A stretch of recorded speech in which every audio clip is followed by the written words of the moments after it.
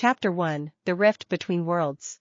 The warehouse district of Muzidafu was burning, and Izuku Midoriya was the only one still standing between the villain and the terrified group of civilians huddled behind an overturned delivery truck. He had no quirk. He never had.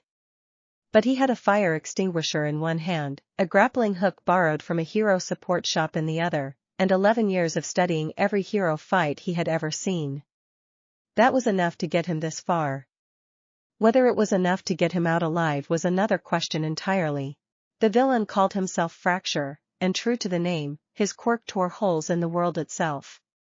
Not portals to anywhere in particular, from what the Hero Public Safety Commission's threat assessment had said. Just tears. Places where the air stopped being air and became something else, somewhere else, for a few seconds before snapping shut. "You're not a hero," Fracture said, circling him with the lazy confidence of someone who had already decided how the fight would end. "You're not even a sidekick. You're a kid with a fire extinguisher." "Maybe," Izuku said, and did not move from where he stood between the villain and the civilians. "But I'm the kid with a fire extinguisher who's still here." Fracture's grin died. He lunged, both hands crackling with the black-edged distortion of his power, and Izuku threw himself sideways, rolling under the swing, coming up already calculating the angle he'd need to hook the grappling line around the villain's ankle. He'd watched Eraserhead do something similar a dozen times. He'd never actually tried it. He tried it now. The hook caught. Fracture stumbled, cursed, and slammed both palms into the ground in reflexive fury. The world tore open beneath Izuku's feet. It wasn't like falling. There was no ground to fall from, no air to fall through. There was simply Izuku, and then there was Izuku somewhere else, spinning through a bruise-colored nothing that smelled like ozone and old rain, and then there was ground again, hard and sudden, and he hit it shoulder first and did not get up right away. When he did get up, Muzidafu was gone. He was standing in the middle of a cobblestone street in a town that looked like it had been lifted whole out of a fairy tale and set down under a sky that was too blue, too clean, utterly without a single drone or hero agency blimp anywhere in it. Storefronts leaned against each other with crooked charm. A fountain in the town square depicted a woman with wings made of what he was fairly sure was solid flame, frozen mid-flight in stone. And down the street, unmistakably, a building shaped like a castle turret rose above the rooftops with a banner hanging from its highest window. Izuku's brain, trained since childhood to catalog and analyze, tried and failed to file any of it under something familiar. "Okay," he said out loud, mostly to hear his own voice and confirm he still had one. "Okay. Analysis. I am not in Muzidafu."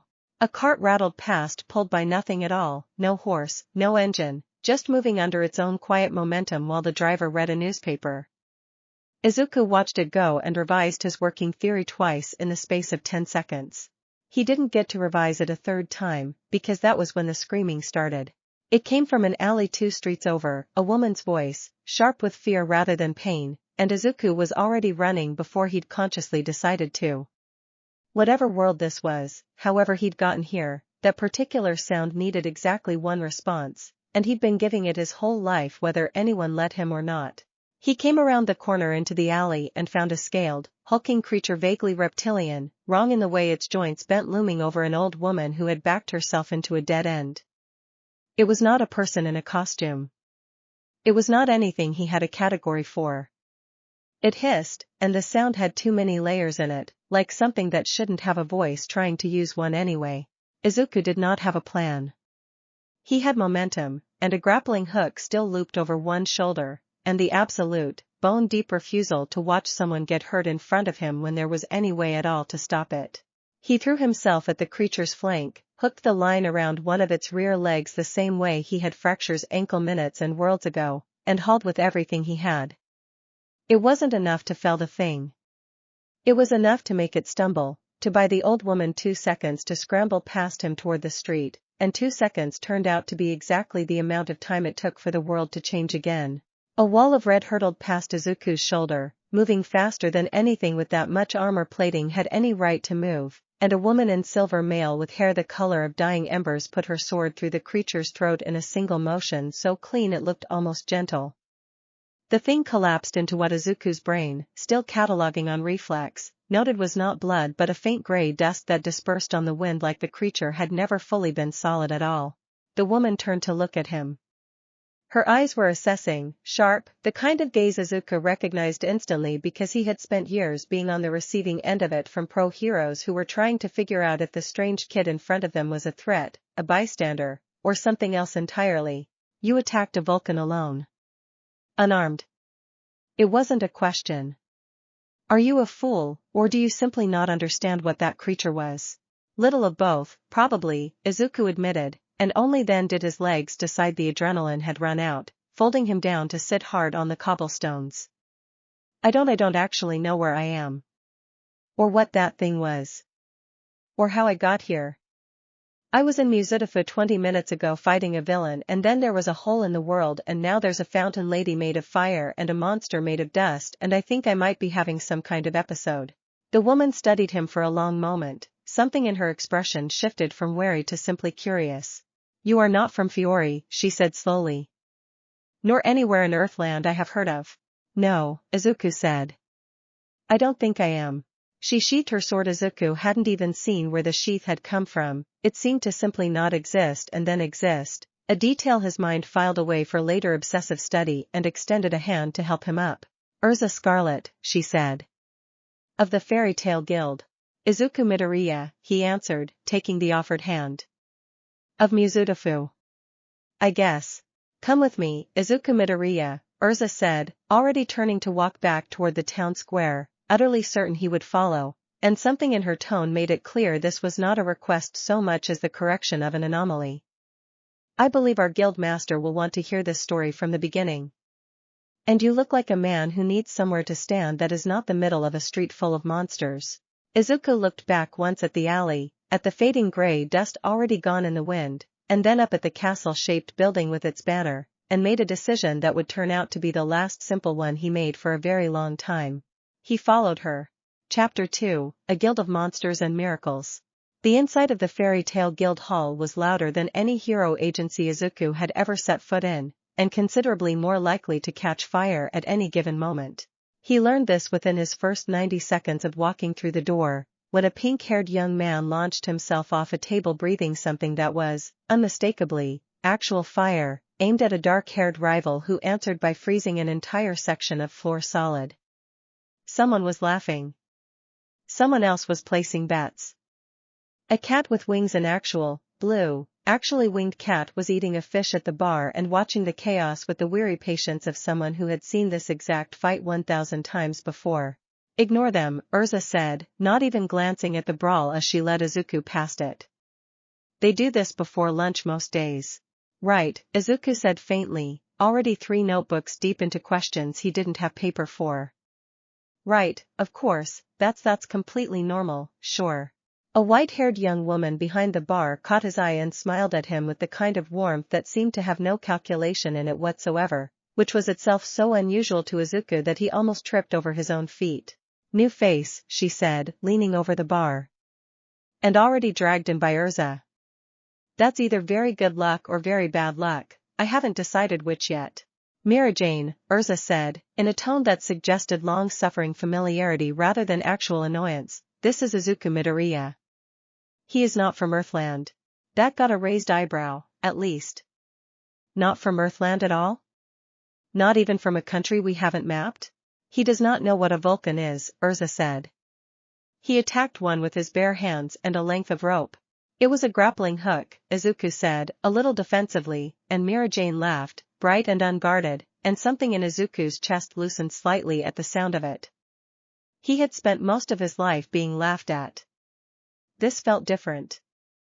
He filed that observation away too, next to the winged cat and the boy who breathed fire. They found the guildmaster exactly where Erza said they would, at the head of the long central table, though he turned out to be barely the size of a child, standing on the table itself so he could see over the crowd, drinking from a mug nearly as large as his torso. Master Makarov, Erza said, and something in the way the brawling instantly quieted told Izuku that this tiny old man commanded a great deal more than his size implied. This young man fell through the sky into the alley behind Kama's bakery. He claims to be from a world called Muzutafu, and I believe him, because I have never in my life heard of a device called a fire extinguisher, and he described using one against a low-tier villain with what I can only assume was some manner of ability. No ability, Izuku corrected, quietly. It was the thing he always had to correct first, before anyone got the wrong idea about him, because the wrong idea always led somewhere worse. I don't have a quirk. That's where I'm from, everyone has some kind of power. Except me. He waited for the flicker of disappointment. He knew the shape of it intimately by now, the way people's faces fell just slightly when they learned the strange, brave kid was also the useless one. He had catalogued that expression on more faces than he liked to admit. It did not come. Makarov studied him instead with the unhurried attention of someone assessing furniture, or a puzzle, or possibly both. No magic at all, the old man said. And yet you charged a Vulcan with your hands. Yes, sir. Why? Because it was hurting someone and I could still do something about it, Izuku said, and it came out simpler than he expected, because it was, underneath everything, the simplest truth about him. I don't need a power to decide that matters. The guild hall had gone properly silent now, even the fire-breathing boy watching with open curiosity, and Makarov's small face cracked into something between amusement and genuine respect. Fairy Tale is a guild of wizards, boy, he said.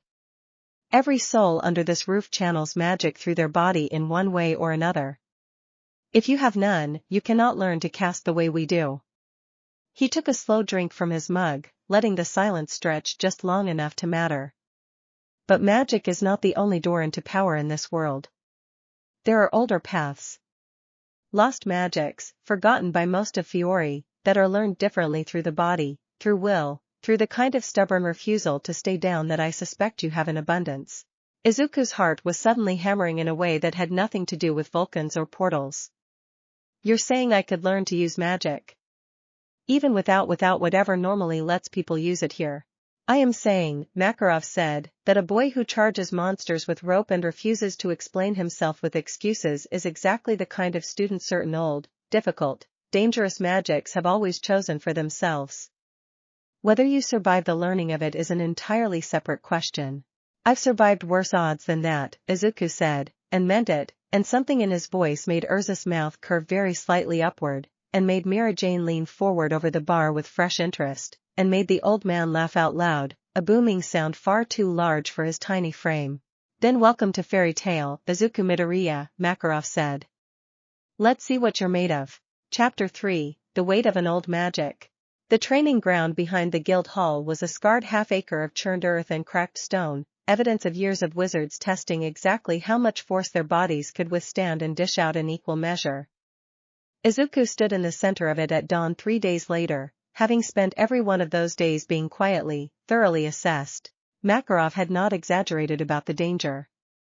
The magic he had in mind for Izuku was called Ravage Takeover, an ancient and largely abandoned lost magic that did not simply borrow a creature's power the way the more common takeover styles did, but demanded the user's body absorb and reshape itself around raw, half-feral magical instinct.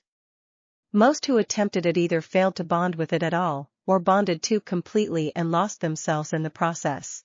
It requires a mind strong enough to remain entirely itself while wearing a monster's skin, Makarov had told him, over the mug of tea that seemed to permanently occupy his hand.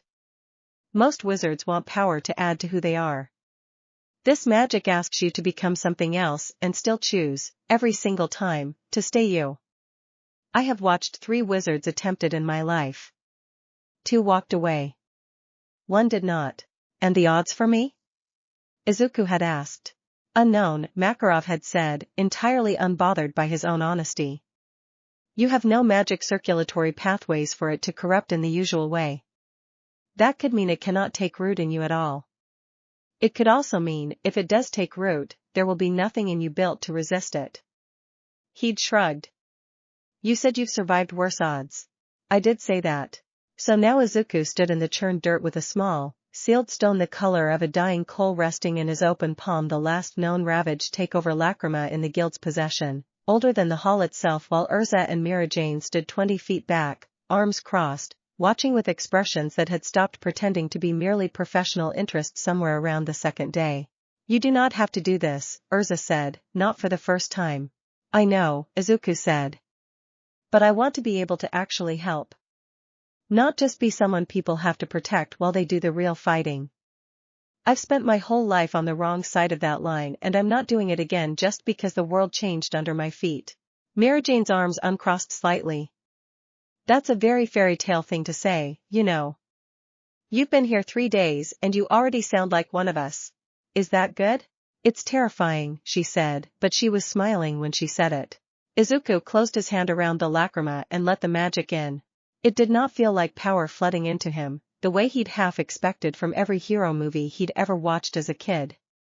It felt like drowning in something with teeth, an enormous, furious, ancient weight of instinct clawing up through every nerve in his body all at once, screaming to be let out, to consume, to become. His vision blurred red at the edges. Somewhere very far away he heard Erza call his name, heard the scrape of her sword clearing its sheath in case the worst happened, and some old, stubborn, exhausted part of him thought, quite calmly, in the middle of all that howling chaos, no. Not today. Not ever, actually. I decide what I am. He held on to that thought the way he had once held on to a grappling hook against a monster 20 times his size, and did not let go. When the light faded and his knees finally stopped trying to give out from under him, Izuku was still standing, breathing hard, skin faintly warm, and entirely, unmistakably still himself. Erza's sword slid back into its sheath. Mirajane exhaled a breath she'd clearly been holding since the moment his hand had closed around the stone. Well, Makarov said from the guild hall doorway, where he had apparently been watching the entire time without a word. That is the first time in guild history that particular magic has bonded to someone with absolutely no prior magical pathways whatsoever. He sounded delighted rather than alarmed, which Izuku decided to take as a good sign. Congratulations, boy. You appear to be a very small, very stubborn miracle. Does that mean it worked? Izuku asked, still catching his breath. It means, Makarov said, that you are about to become extremely interesting to train. Chapter 4, The Blonde Celestial and the Rain Woman. Word travels fast through a guild hall built entirely out of gossip, alcohol, and property damage, and by the time Izuku returned from his second week of training, half of Fairy Tail already knew his name. So you're the one who bonded with a lost magic on the first try, said a blonde young woman leaning against the request board, keys jingling at her belt in a way that Izuku's analytical brain immediately catalogued as significant, though he didn't yet know why. I'm Lucy. Lucy Heartfilia. Celestial Wizard. She looked him over with open curiosity rather than the wary assessment most new wizards got. Erza won't stop talking about you, which for Erza is basically a 5-alarm fire of an endorsement. I don't think that's true, Izuku said, though the back of his neck went warm anyway. It's completely true, said a quiet voice from behind a nearby pillar, and a young woman with dark blue hair stepped partway into view, close enough to be heard but angled like she was ready to retreat back into the shadows at the first sign of unwelcome. Rain seemed to trace faint, quiet patterns on the floor near her feet even though the hall's ceiling was solid and dry. She told Master Makarov twice yesterday that your form has improved since your first sparring match. Juvia was listening. Juvia listens to everything, Lucy said, not unkindly. It's kind of her thing. Juvia is thorough, Juvia said, with the dignity of someone who had clearly had this exact conversation many times before, and then looked at Izuku with an intensity that made him distinctly aware of exactly how quiet the rest of the hall had suddenly gotten around them. It's nice to meet you both, Izuku said, because it seemed like the safest true thing he could say. I've heard a lot about the guild. Everyone keeps telling me different stories about the same jobs and none of them match up.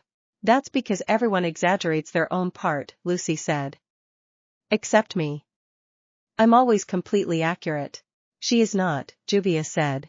She is a little accurate, said Mirajane, arriving with a tray of drinks she hadn't been asked for and setting them down with the serene efficiency of someone who had appointed herself the guild's unofficial event coordinator the moment Izuku walked through the door. Sit. Both of you. Izuku hasn't had a chance to actually talk to anyone who isn't trying to teach him how not to die yet. That's a fair point, Izuku admitted, and sat, and found himself, over the next hour, doing something he had not done easily in a very long time, simply talking. About nothing important. About Lucy's spirits and the way each one apparently had an entire personality and grudges to match. About Juvia's magic and the quiet way she lit up, just slightly, when someone asked her a real question about it instead of flinching at the rain. About small things. Normal things. The kind of things that made a guild hall feel less like a battlefield waiting to happen and more like, absurdly, something close to a home. He noticed, somewhere in the second hour, that Erza had drifted over to lean against a nearby pillar, arms crossed, listening without quite admitting she was listening.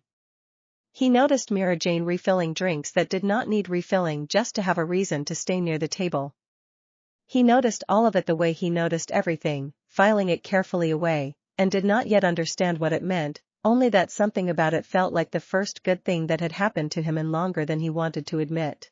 "You're staring at us cataloging something," Lucy said eventually, amused. "I can see the little gears turning behind your eyes." "What is it?" "Nothing bad," Izuku said, and meant it. "Just this is the first place in either world where nobody's looked at me and seen someone who needs protecting instead of someone who can actually help." The table went quiet for just a moment, in the particular way rooms go quiet around a truth nobody expected to hear out loud. "Then you found the right guild," Erza said from her pillar, without turning around, though something in her voice had gone unmistakably softer.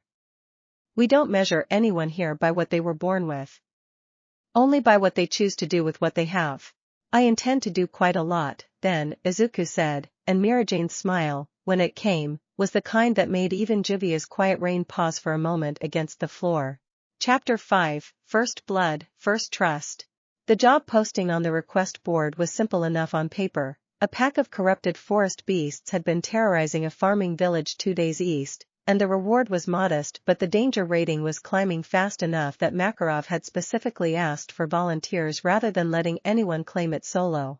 "I'm going," Izuku said, the moment he read it, and did not miss the way 3 separate pairs of eyes immediately turned toward him with identical expressions of mild alarm. "You've had 2 weeks of training," Erza said. "And you've watched every second of it," Izuku said. "You know exactly what I can and can't do right now." "I'm not asking to go alone. I'm asking to go at all." There was a brief, silent negotiation that seemed to happen entirely through eye contact between Erza, Mirajane, and Lucy, at the end of which Erza sighed in the specific way of someone who had already lost an argument she hadn't technically had out loud yet. "Fine," she said. "But you stay in formation, and if I tell you to fall back, you fall back. Deal?" "Juvia is coming too," Juvia said, appearing at Izuku's shoulder with the sudden quiet certainty of someone who had decided this the moment the job was posted and simply hadn't announced it yet.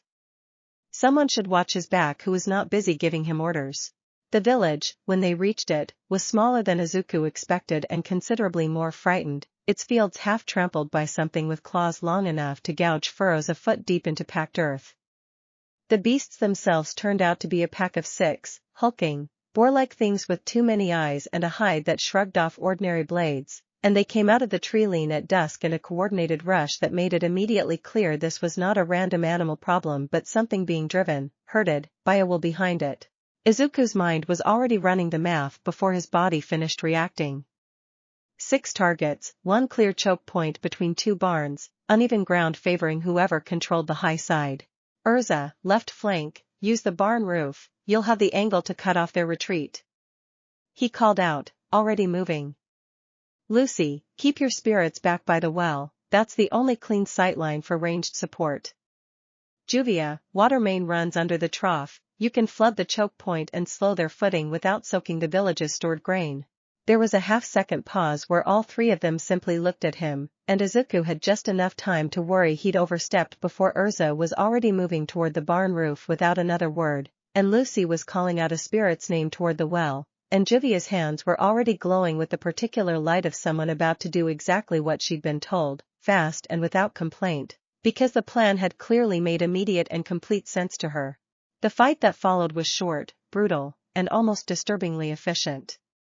The beasts, funneled into the choke point exactly as predicted, found their footing swept out from under them by Juvia's flood just long enough for Erza to drop from the roof and put 2 blades through the lead creature's skull, for Lucy's spirit to pin the flanks with a wall of golden light, and for Izuku himself half-shifted now, skin darkening with the faint scaled texture of the takeover magic finally beginning to answer his call properly to drive the last two beasts back into a retreat.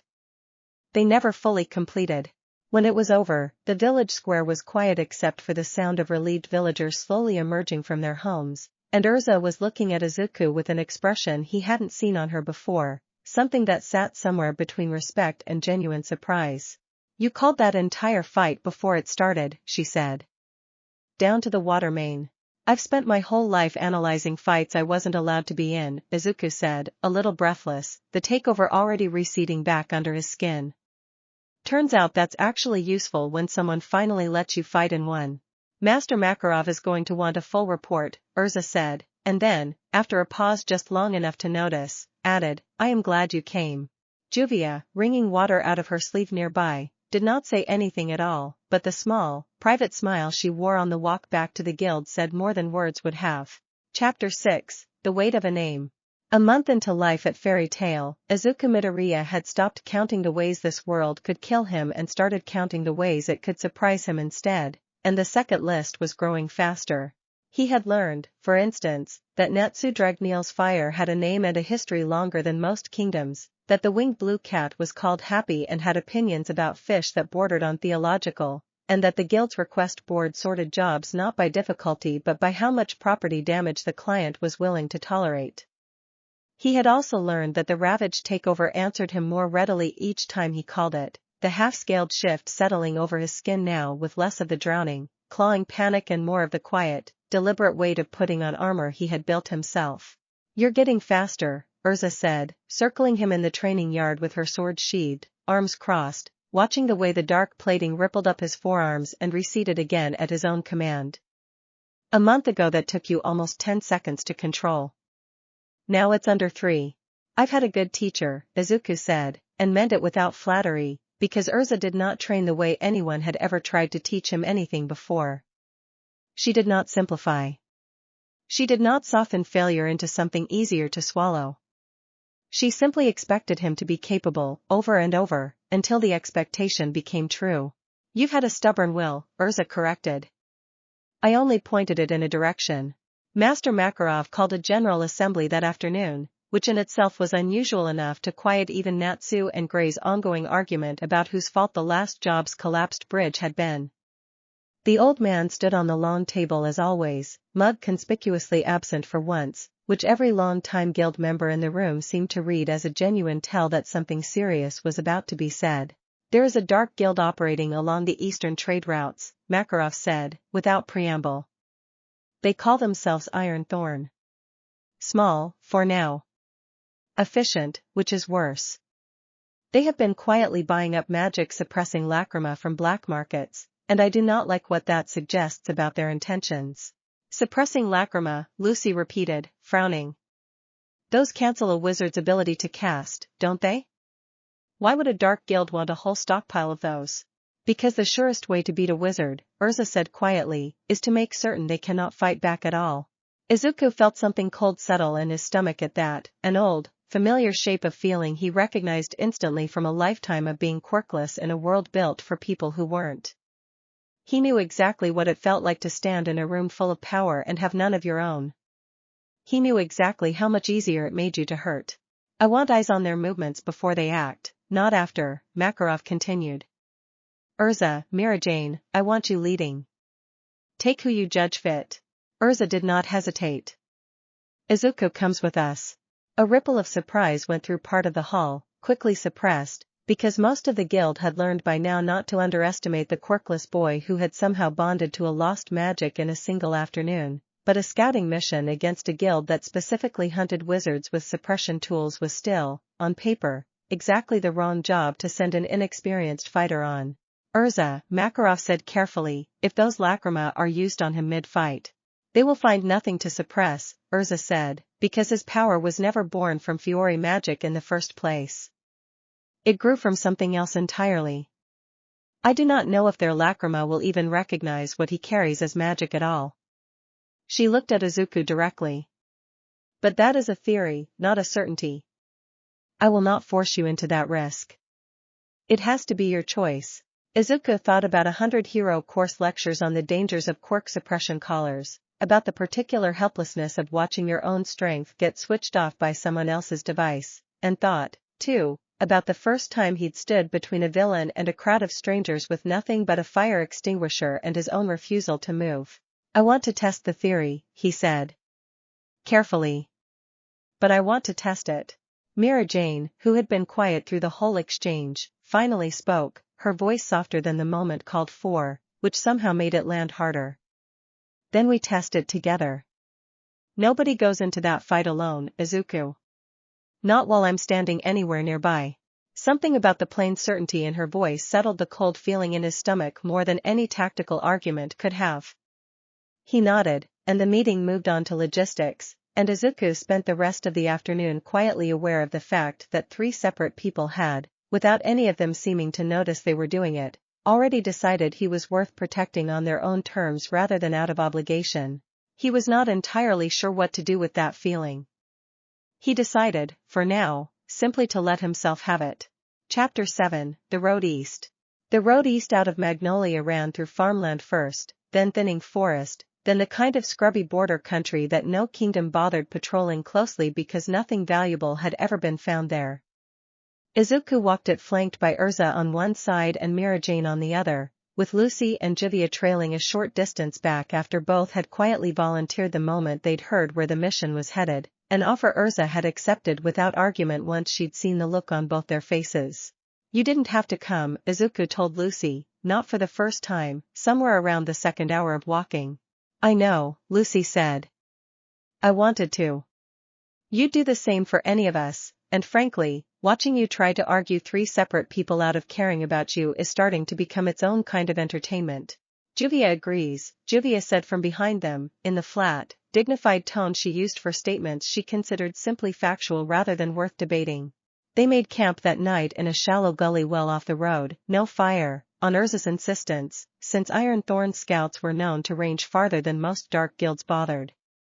Izuku found himself on first watch beside Mirajane, the 2 of them sitting close enough to a fallen log to use it as a windbreak, the rest of the group's quiet breathing behind them the only sound besides the wind.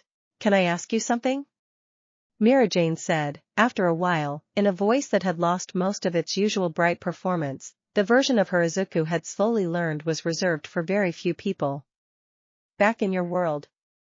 Before all this. What was it like? Being the only one without power? Izuku considered lying, or deflecting, the way he might have on instinct even a month ago. He found, sitting there in the dark with someone who had asked so gently, that he didn't especially want to. Lonely, he said honestly. Not because people were cruel, exactly, though some were. Mostly because everyone kept deciding what I could and couldn't do before I ever got the chance to try. I spent years being told, kindly, by people who thought they were helping, that I should probably pick a smaller dream. And you didn't. I didn't know how, Izuku admitted. It felt like giving up on the only thing that made me feel like myself. He glanced sideways at her. Why do you ask? Mirajane was quiet for a long moment, watching the dark tree lean. Because I know what it's like to be looked at and have people decide, before you've said a word, what kind of monster you must secretly be, she said finally. My magic used to frighten people. Sometimes it still does. There was a time, a long time ago, when I let that fear convince me I really was as dangerous as everyone assumed, and it cost people I loved more than I liked to remember.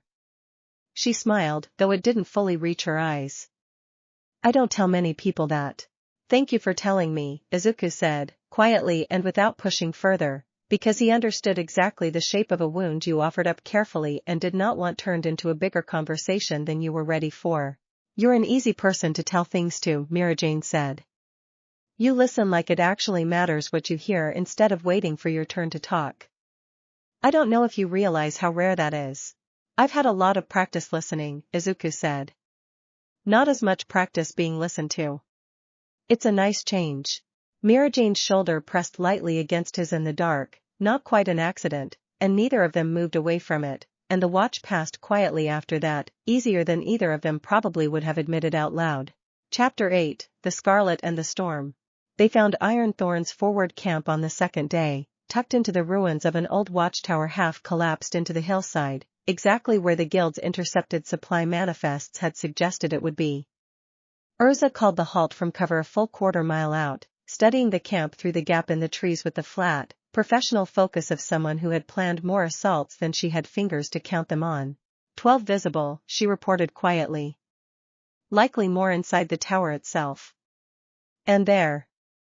She pointed, and Izuku followed the line of her finger to a reinforced supply cart parked near the tower's base, ringed with a faint shimmer of containment ward. That will be the lacrima stockpile. We're not here to fight 12 wizards, Izuku said, already turning the layout over in his head. We're here to confirm the stockpile and get out. If we hit it directly, we lose the element of surprise for whatever real strike force comes after this. Agreed, Erza said, and something in her voice carried the particular satisfaction of someone watching a student reach the correct conclusion without being told. Lucy, Juvia, hold this position and watch our flank. Mirajane, Izuku, with me. We confirm the cart's contents and withdraw. Nothing more.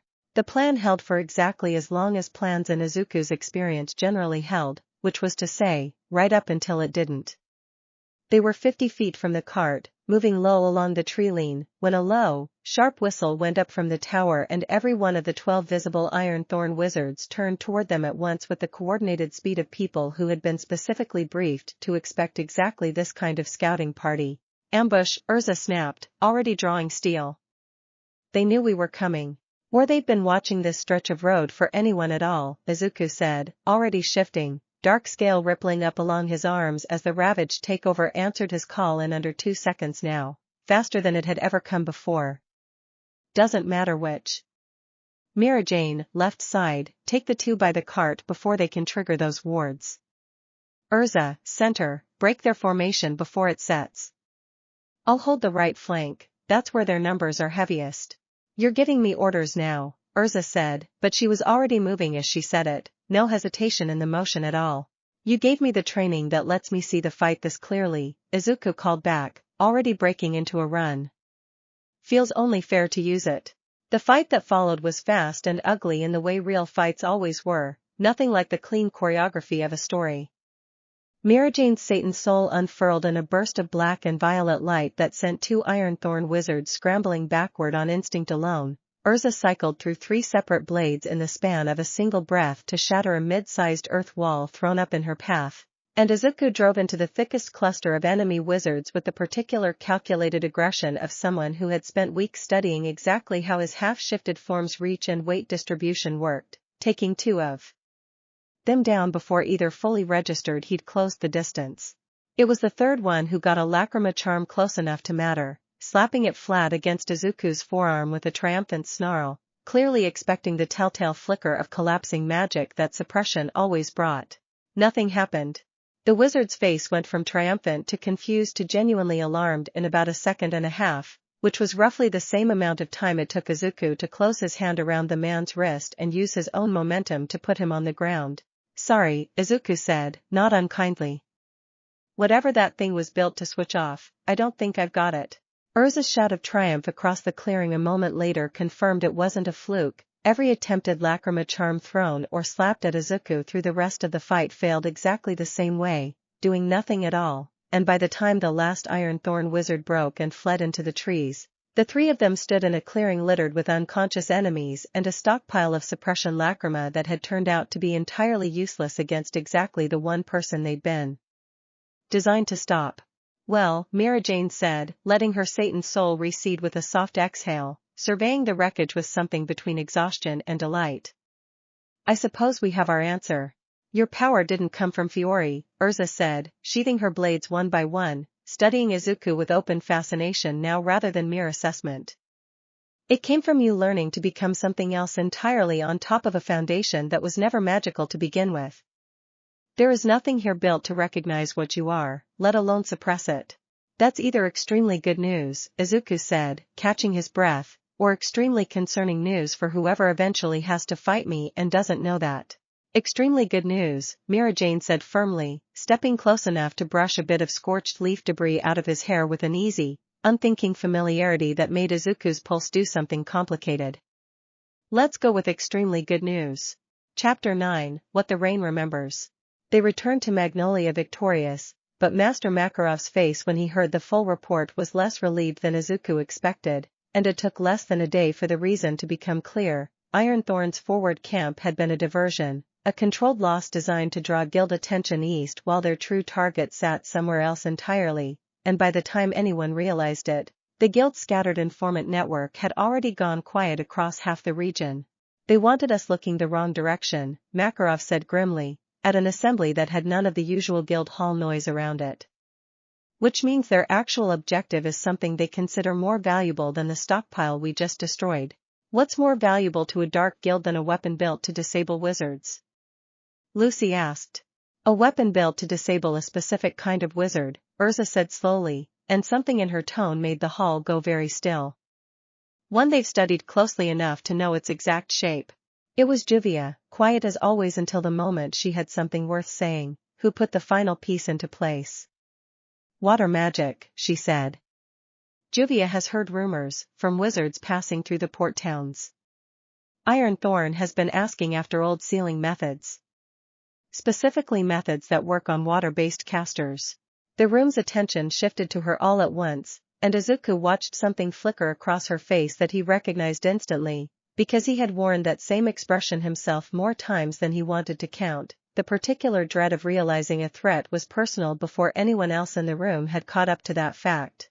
You think they're hunting you, Izuku said quietly. Juvia does not think, she said. Juvia knows.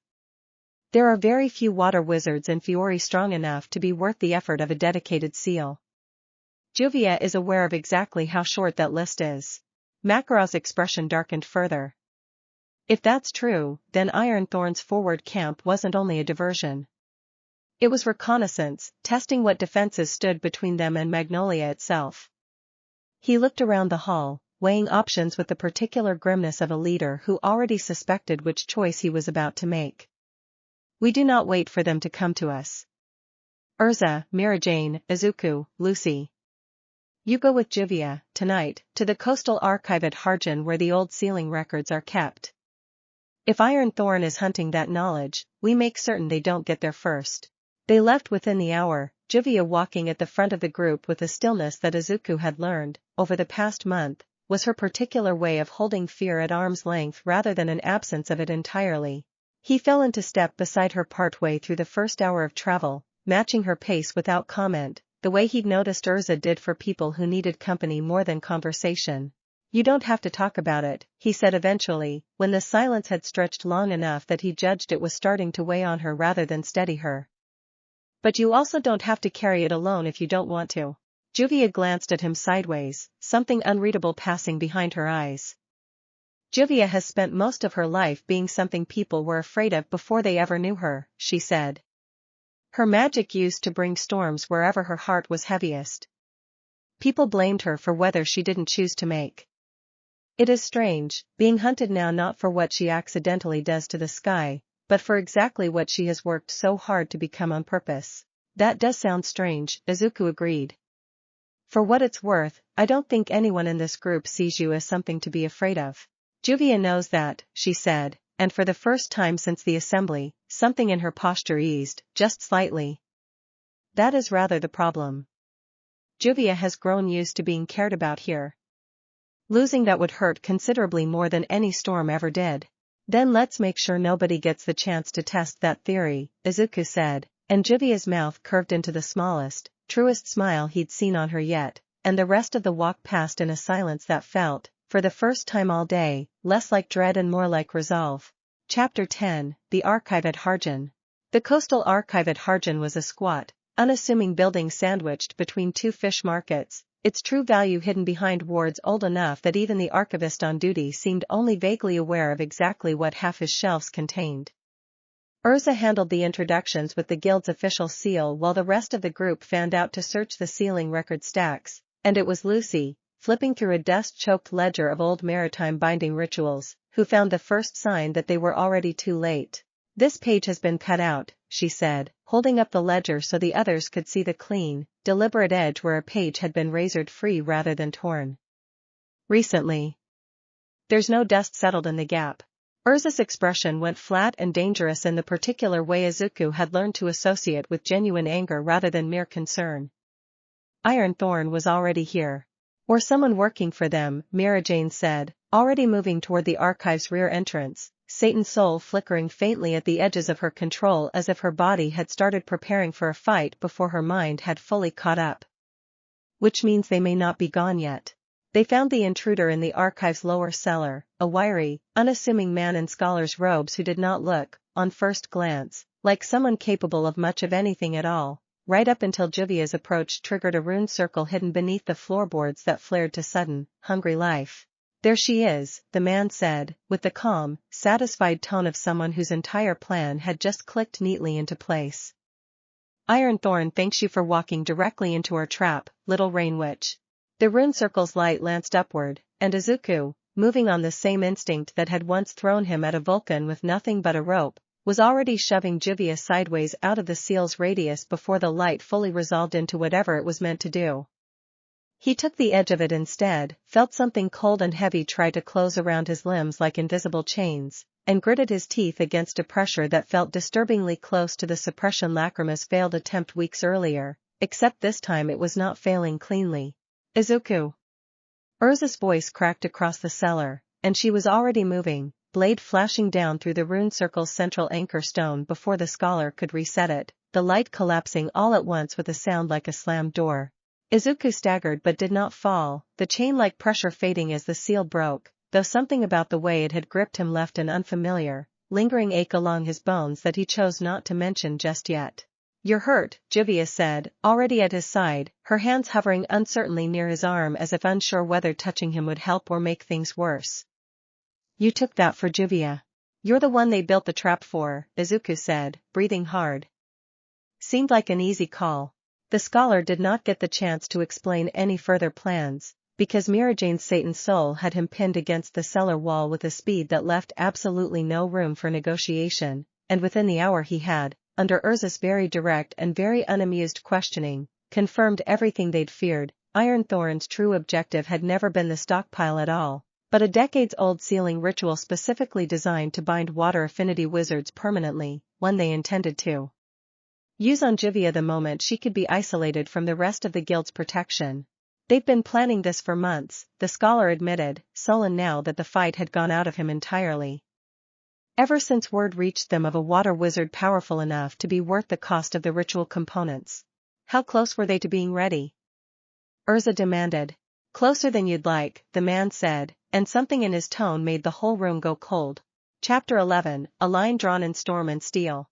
They brought the scholar back to Magnolia bound and unhappy, along with every scrap of the sealing ritual's stolen research they could recover, and Master Makarov's face when he finished reading through the confiscated notes was grimmer than Izuku had seen it since the day he'd first arrived.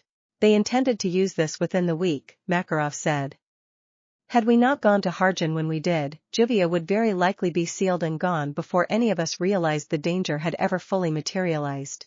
The guild hall, usually loud enough to rattle its own rafters, sat in unusually heavy silence at that.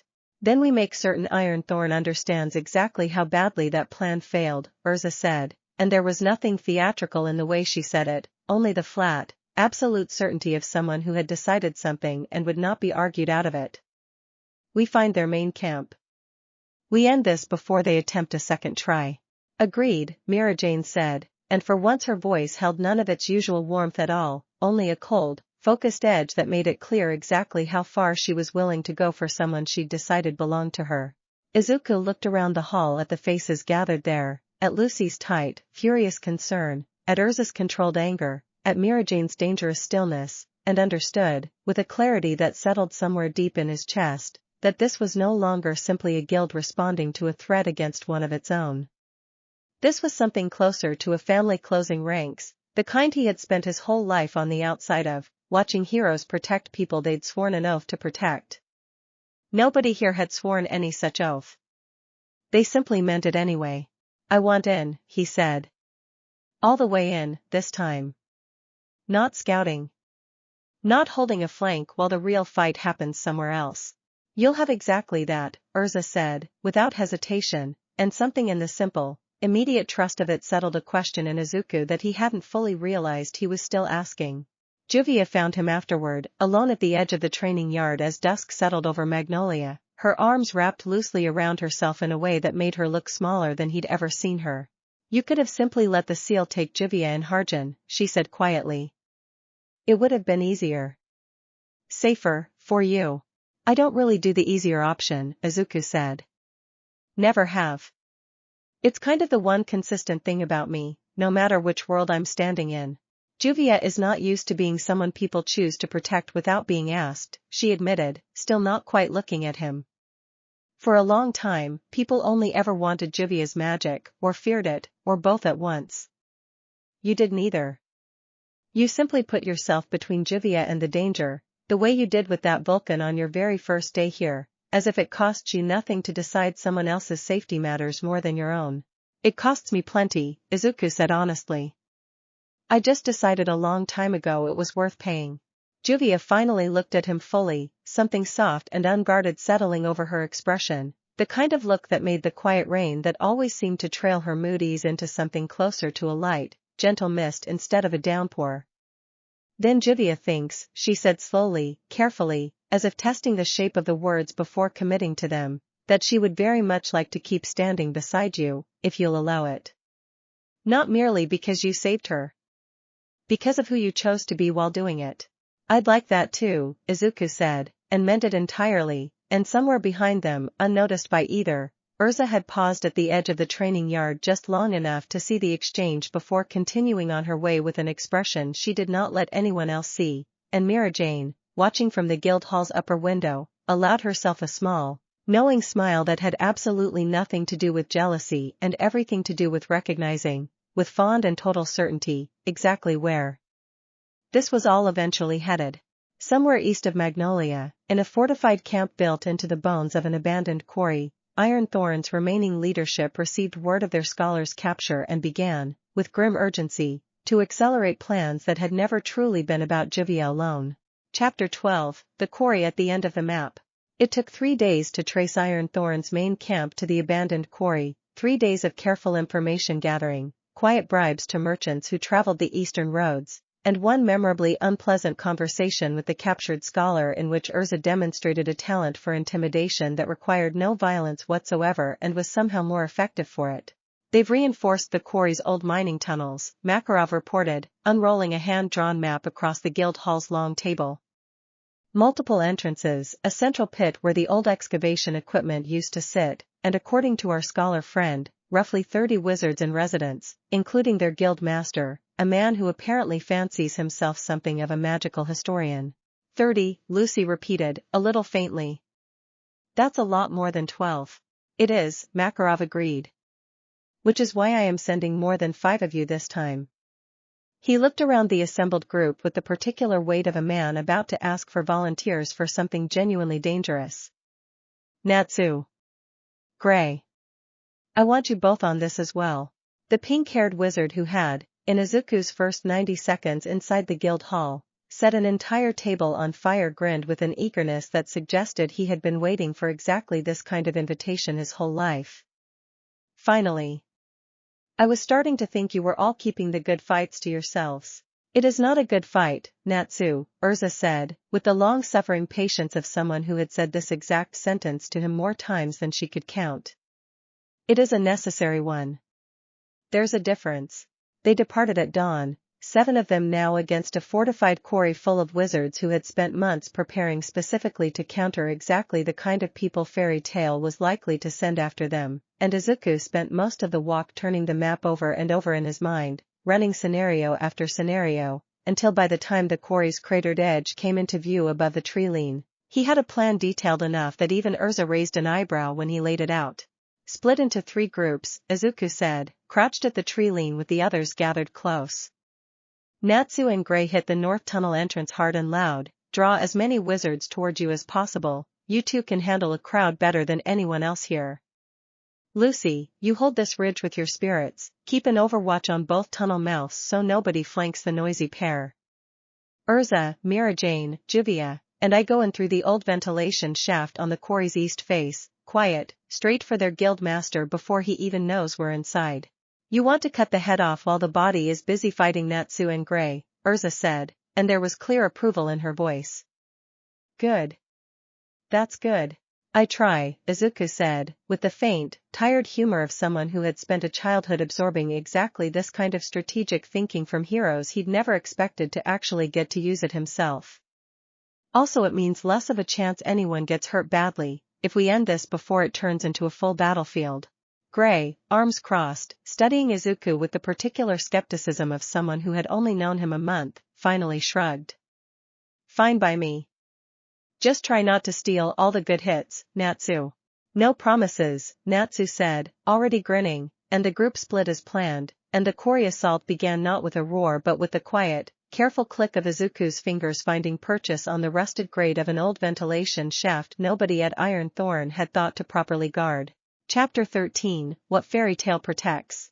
The ventilation shaft dropped them into a storage corridor deep beneath the quarry's central pit, dim and close and smelling of old stone dust, and it took less than 2 minutes of careful movement before the distant, satisfying sound of Natsu's fire meeting the north tunnel's defenses echoed down through the rock, right on schedule, drawing exactly the reaction Izuku had hoped for as shouted alarms and running footsteps converged toward the noise. Clear, Erza murmured, checking the last junction before waving the others forward. Their guildmaster's chambers should be through here, if the scholar's information holds. It held. They found him in a converted mining office lined with stolen archive texts, a tall, gaunt man in Ironthorn's dark colors, standing over a half-assembled ceiling circle that was, unmistakably, further along than the one that had nearly caught Juvia at Harjan. You, the man said, looking up with an expression that shifted rapidly from surprise to a kind of manic, delighted recalculation, eyes settling on Juvia with open, hungry focus. You actually came yourselves. How wonderfully convenient. Ironthorn's hunt ends today, Erza said, blade already drawn, stepping between the guildmaster and Juvia without a flicker of hesitation. Surrender, and this ends without further bloodshed. The man laughed, low and unbothered, and pressed his palm flat against the half-finished ceiling circle on the floor, and the whole room shuddered as ancient, ugly magic flared to sudden, hungry life around them, walls of crackling containment energy rising from the floor to seal every exit in the same instant. I've spent 3 years perfecting this ritual, he said, still smiling. You think I built it to work only when convenient? Juvia's breath caught, the familiar cold dread of the trap at Harjan rising in her all over again, but this time Izuku was already moving before the fear could fully take hold, shifting into the ravaged takeover's half-formed shape with the speed of months of practice rather than the fumbling uncertainty of his first attempt, driving straight through the nearest containment wall with raw physical force rather than magic, because whatever this seal was built to stop, it had never once considered stopping something that wasn't magic at all to begin with. The wall shattered around his fist in a spray of light and broken runes, and the guildmaster's triumphant expression cracked into something closer to panic. That's not possible, he said. My seals hold against every recorded form of. I'm not from anywhere your seals were built to study, Izuku said, closing the distance fast, Erza already moving in perfect coordination beside him, blades flashing to shatter a second containment wall a heartbeat later, and Mirajane's Satan's soul unfurling to pin the third exit closed before the guildmaster could scramble toward it. You built a cage for wizards from this world. I'm not sure I entirely qualify. The fight that followed was short and almost anticlimactic given everything that had led to it, 3 years of careful, patient preparation undone in under 2 minutes by 4 wizards who refused, simply and completely, to be caged by something built for someone else's kind of power.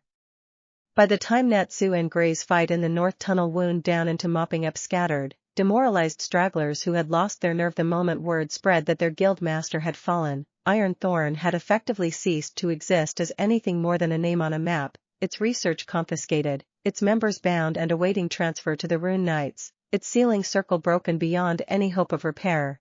Juvia stood in the wreckage of the office afterward, staring at the shattered remains of the containment circle that had, for 3 years, been quietly designed with her specifically in mind, and something in her posture finally, fully unclenched, like a held breath finally released. It's over, she said, quietly, as if testing whether the words were actually true. It's over, Erza confirmed, sheathing her blades. You're safe. Properly safe, not merely safe for today. Mirajane's arm found its way around Juvia's shoulders, easy and warm, and Lucy, arriving down the tunnel a few minutes later with Natsu's soot and Grey's ice both trailing behind her, wrapped Juvia in a hug the moment she saw her face, and Izuku, standing a little apart, felt something settle in his own chest at the sight of it, the particular, quiet satisfaction of watching a family hold on to one of its own and mean it completely. They made the walk back to Magnolia slower than the walkout had been, no urgency left to hurry them, and somewhere along that easy, unhurried road, Erza fell into step directly beside Izuku, close enough that their shoulders nearly brushed with every stride. "You planned that entire assault down to the ventilation shaft," she said, not quite a question. "You have a gift for this. A rare one." "I had a lot of practice imagining fights I wasn't allowed to be in," Izuku said, echoing the thing he'd told her once before, though it felt different saying it now, lighter, less like an old wound and more like a simple fact about who he'd become. "Guess it's finally good for something besides filling notebooks nobody else ever read." "I would read them," Erza said, quiet enough that it was almost lost beneath the sound of the road. "If you ever wanted to show someone." Izuku looked over at her, caught by the particular, careful sincerity in her voice, and found himself smiling in a way that had nothing at all to do with strategy. "I think I'd like that," he said, and Erza's answering smile, small and real and entirely unguarded, was the last thing he thought about before Magnolia's rooftops finally came back into view on the horizon, home again, whole again, and further from alone than he had ever once let himself imagine he could be. Chapter 14, A Quiet Kind of Celebration. Magnolia welcomed them home the way it welcomed every returning guild member, which was to say loudly, messily, and with considerably more alcohol than the hour of their arrival strictly justified. Word of Ironthorn's fall had beaten them back to the guild hall by half a day, carried by a courier Hawk Makarov had sent ahead, and by the time the 7 of them walked through the front doors, the entire guild was already 3 drinks into a celebration that had started without them. "There they are." Kana Alberona called out from atop a barrel, raising a mug in their direction with the enthusiasm of someone who had been looking for an excuse to start drinking since breakfast. "The conquering heroes." "We are not heroes," Erza said, though the corner of her mouth was already softening into something that wasn't quite a smile yet but was clearly considering it. "We simply finished a job." "You finished a dark guild that's been ducking rune night patrols for 2 years, Makarov said, hopping down from the bar to meet them, and for once his usual mug of ale had been set aside entirely in favor of simply looking, with open and unguarded pride, at the 7 of them standing in his doorway. "Let the guild celebrate.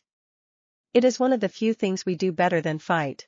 Izuku found himself swept immediately into the noise and warmth of it, a mug of something fizzy and clearly non-alcoholic pressed into his hand by Mirajane before he'd even fully cleared the doorway, an arm slung briefly around his shoulders by Natsu in a gesture of camaraderie so casual it took Izuku a full 3 seconds to realize what an enormous compliment it actually was, coming from someone who, by his own admission, did not consider just anyone worth fighting beside.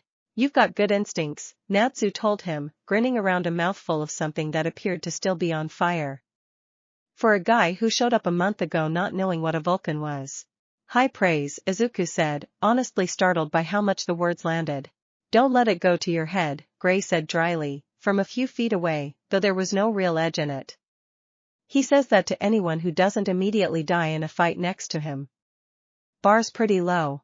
It was Lucy who found him eventually at the edge of the celebration, where he'd drifted after the noise grew large enough to need a quieter corner to recover in, and she settled onto the bench beside him with the easy familiarity of someone who had decided, somewhere over the past month, that his company was simply a comfortable default rather than an occasion. "You disappear to the quiet corners a lot," she observed, not unkindly. "I noticed that back at the request board too. Everyone else dives straight into the noise and you sort of orbit it for a while first." "Old habit," Izuku admitted. "Where I'm from, I spent a long time being the person watching the celebration from the edge of the crowd rather than being invited into the middle of it. Guess some habits don't unlearn themselves overnight." Lucy considered that for a moment, watching the chaos of the guild hall with him rather than pulling him back into it. "You know that's not true anymore, right? Nobody in this room thinks of you as someone watching from the edge. You planned the entire quarry assault. You're the reason Juvia is sitting over there laughing instead of sealed in some dark guild's basement." I know, Izuku said. Logically, I know that. It's just going to take my instincts a little longer to catch up to the facts. Well, Lucy said, standing and offering him a hand up with a grin that had more mischief in it than sympathy now. I happen to be excellent at helping instincts catch up. Come on. Kana's about to start the second round of arm wrestling and I refuse to watch that alone. He let her pull him back into the noise, and found, somewhere in the middle of it, laughing at something Happy had said about fish that made absolutely no sense out of context, that the old habit of watching from the edge had, for tonight at least, finally, fully let go of him. Chapter 15, The Master's Assessment. Master Makarov summoned Izuku to his private study 3 days after the celebration finally wound down, a request delivered by Mirajane with a small, knowing smile that told Izuku absolutely nothing about what to expect beyond the certainty that it mattered.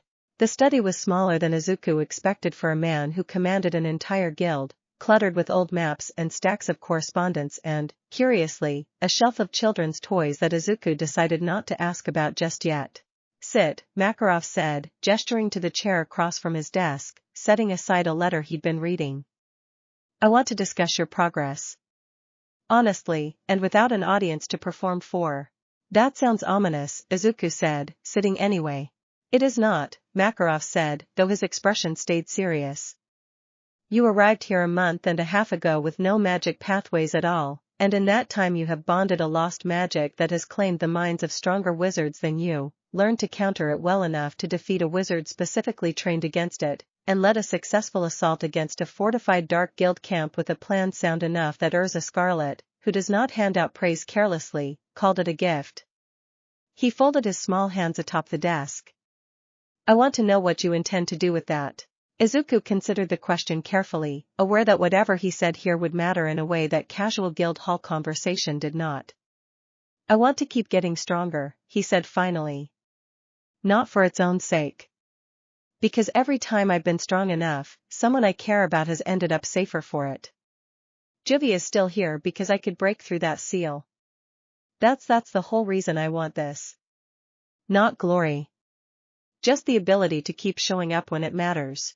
Makarov studied him for a long moment, and something in the old man's face shifted into an expression Izuku hadn't quite seen from him before, equal parts approval and something that looked almost like recognition, as if he were seeing a much younger version of someone else entirely reflected back at him. That is precisely the answer I hope to hear, Makarov said. There is a reason this guild has lasted as long as it has, through wars and tragedies that would have broken lesser families apart. It is not because we chase power for its own glory. It is because every single one of us, eventually, arrives at exactly the answer you just gave me. He leaned back in his chair. I intend to nominate you for consideration in this year's S-class promotion trial. Izuku blinked. I've been here 6 weeks. You have, Makarov agreed. And in that time you have already accomplished more than some wizards manage in 6 years. The trial does not care how long you have worn the guild mark. It cares whether you are ready. I believe you are close to being exactly that, though not yet entirely there. Which is why I am also assigning you a mentor for the months leading up to it. Erza, Izuku guessed, and Makarov's answering smile confirmed it before he'd even finished speaking. She's already been training me. She has been teaching you to fight, Makarov corrected. I am asking her to teach you to lead. There is a difference, and it is the difference that separates a strong wizard from an S-class one.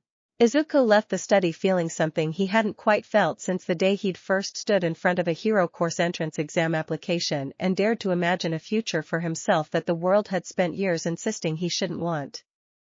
It was terrifying. It was also, unmistakably, exactly the kind of terrifying he had spent his whole life chasing. Chapter 16, Whispers from the Veil. The piece lasted exactly 11 days, which by fairy tale's usual standards Mirajane assured him was practically a record. It ended with a job request pinned to the board in handwriting so shaky it looked like it had been written by someone mid-flight from whatever they were reporting, requesting urgent aid from a border town called Oakhaven where, according to the letter, an organization calling itself the Veil Circle had begun systematically abducting wizards who displayed unusual or foreign magical signatures. Foreign magical signatures, Erza read aloud, frowning at the page, and then looked up at Izuku with an expression that made the cold feeling in his stomach return all at once. Izuku. That could mean you. It could also mean any lost magic user, or anyone with a rare bloodline ability, Lucy pointed out, though her voice had gone tight with worry too. It doesn't have to be specifically about him. It doesn't have to be, Makarov agreed grimly, arriving at the board himself, but I would rather we find out under our own terms than theirs. This is larger than Ironthorn ever was. The Veil Circle has been a rumor on the edges of my intelligence reports for over a year now, always just out of reach, always somehow one step ahead of every guild that's tried to pin them down. Then let's finally catch them, Izuku said, and something in his voice had none of the uncertainty of 6 weeks ago, only the flat, settled resolve of someone who had stopped waiting for permission to matter. They departed for Oakhaven within the day, the same core group as before with the addition of Gray, who had insisted on coming after overhearing the phrase foreign magical signature and deciding, in his own words, that anyone hunting people for being different was exactly the kind of fight he didn't intend to sit out. Oakhaven, when they reached it, was a town holding its breath. Shops stood half-shuttered in daylight. Conversations died the moment strangers walked within earshot.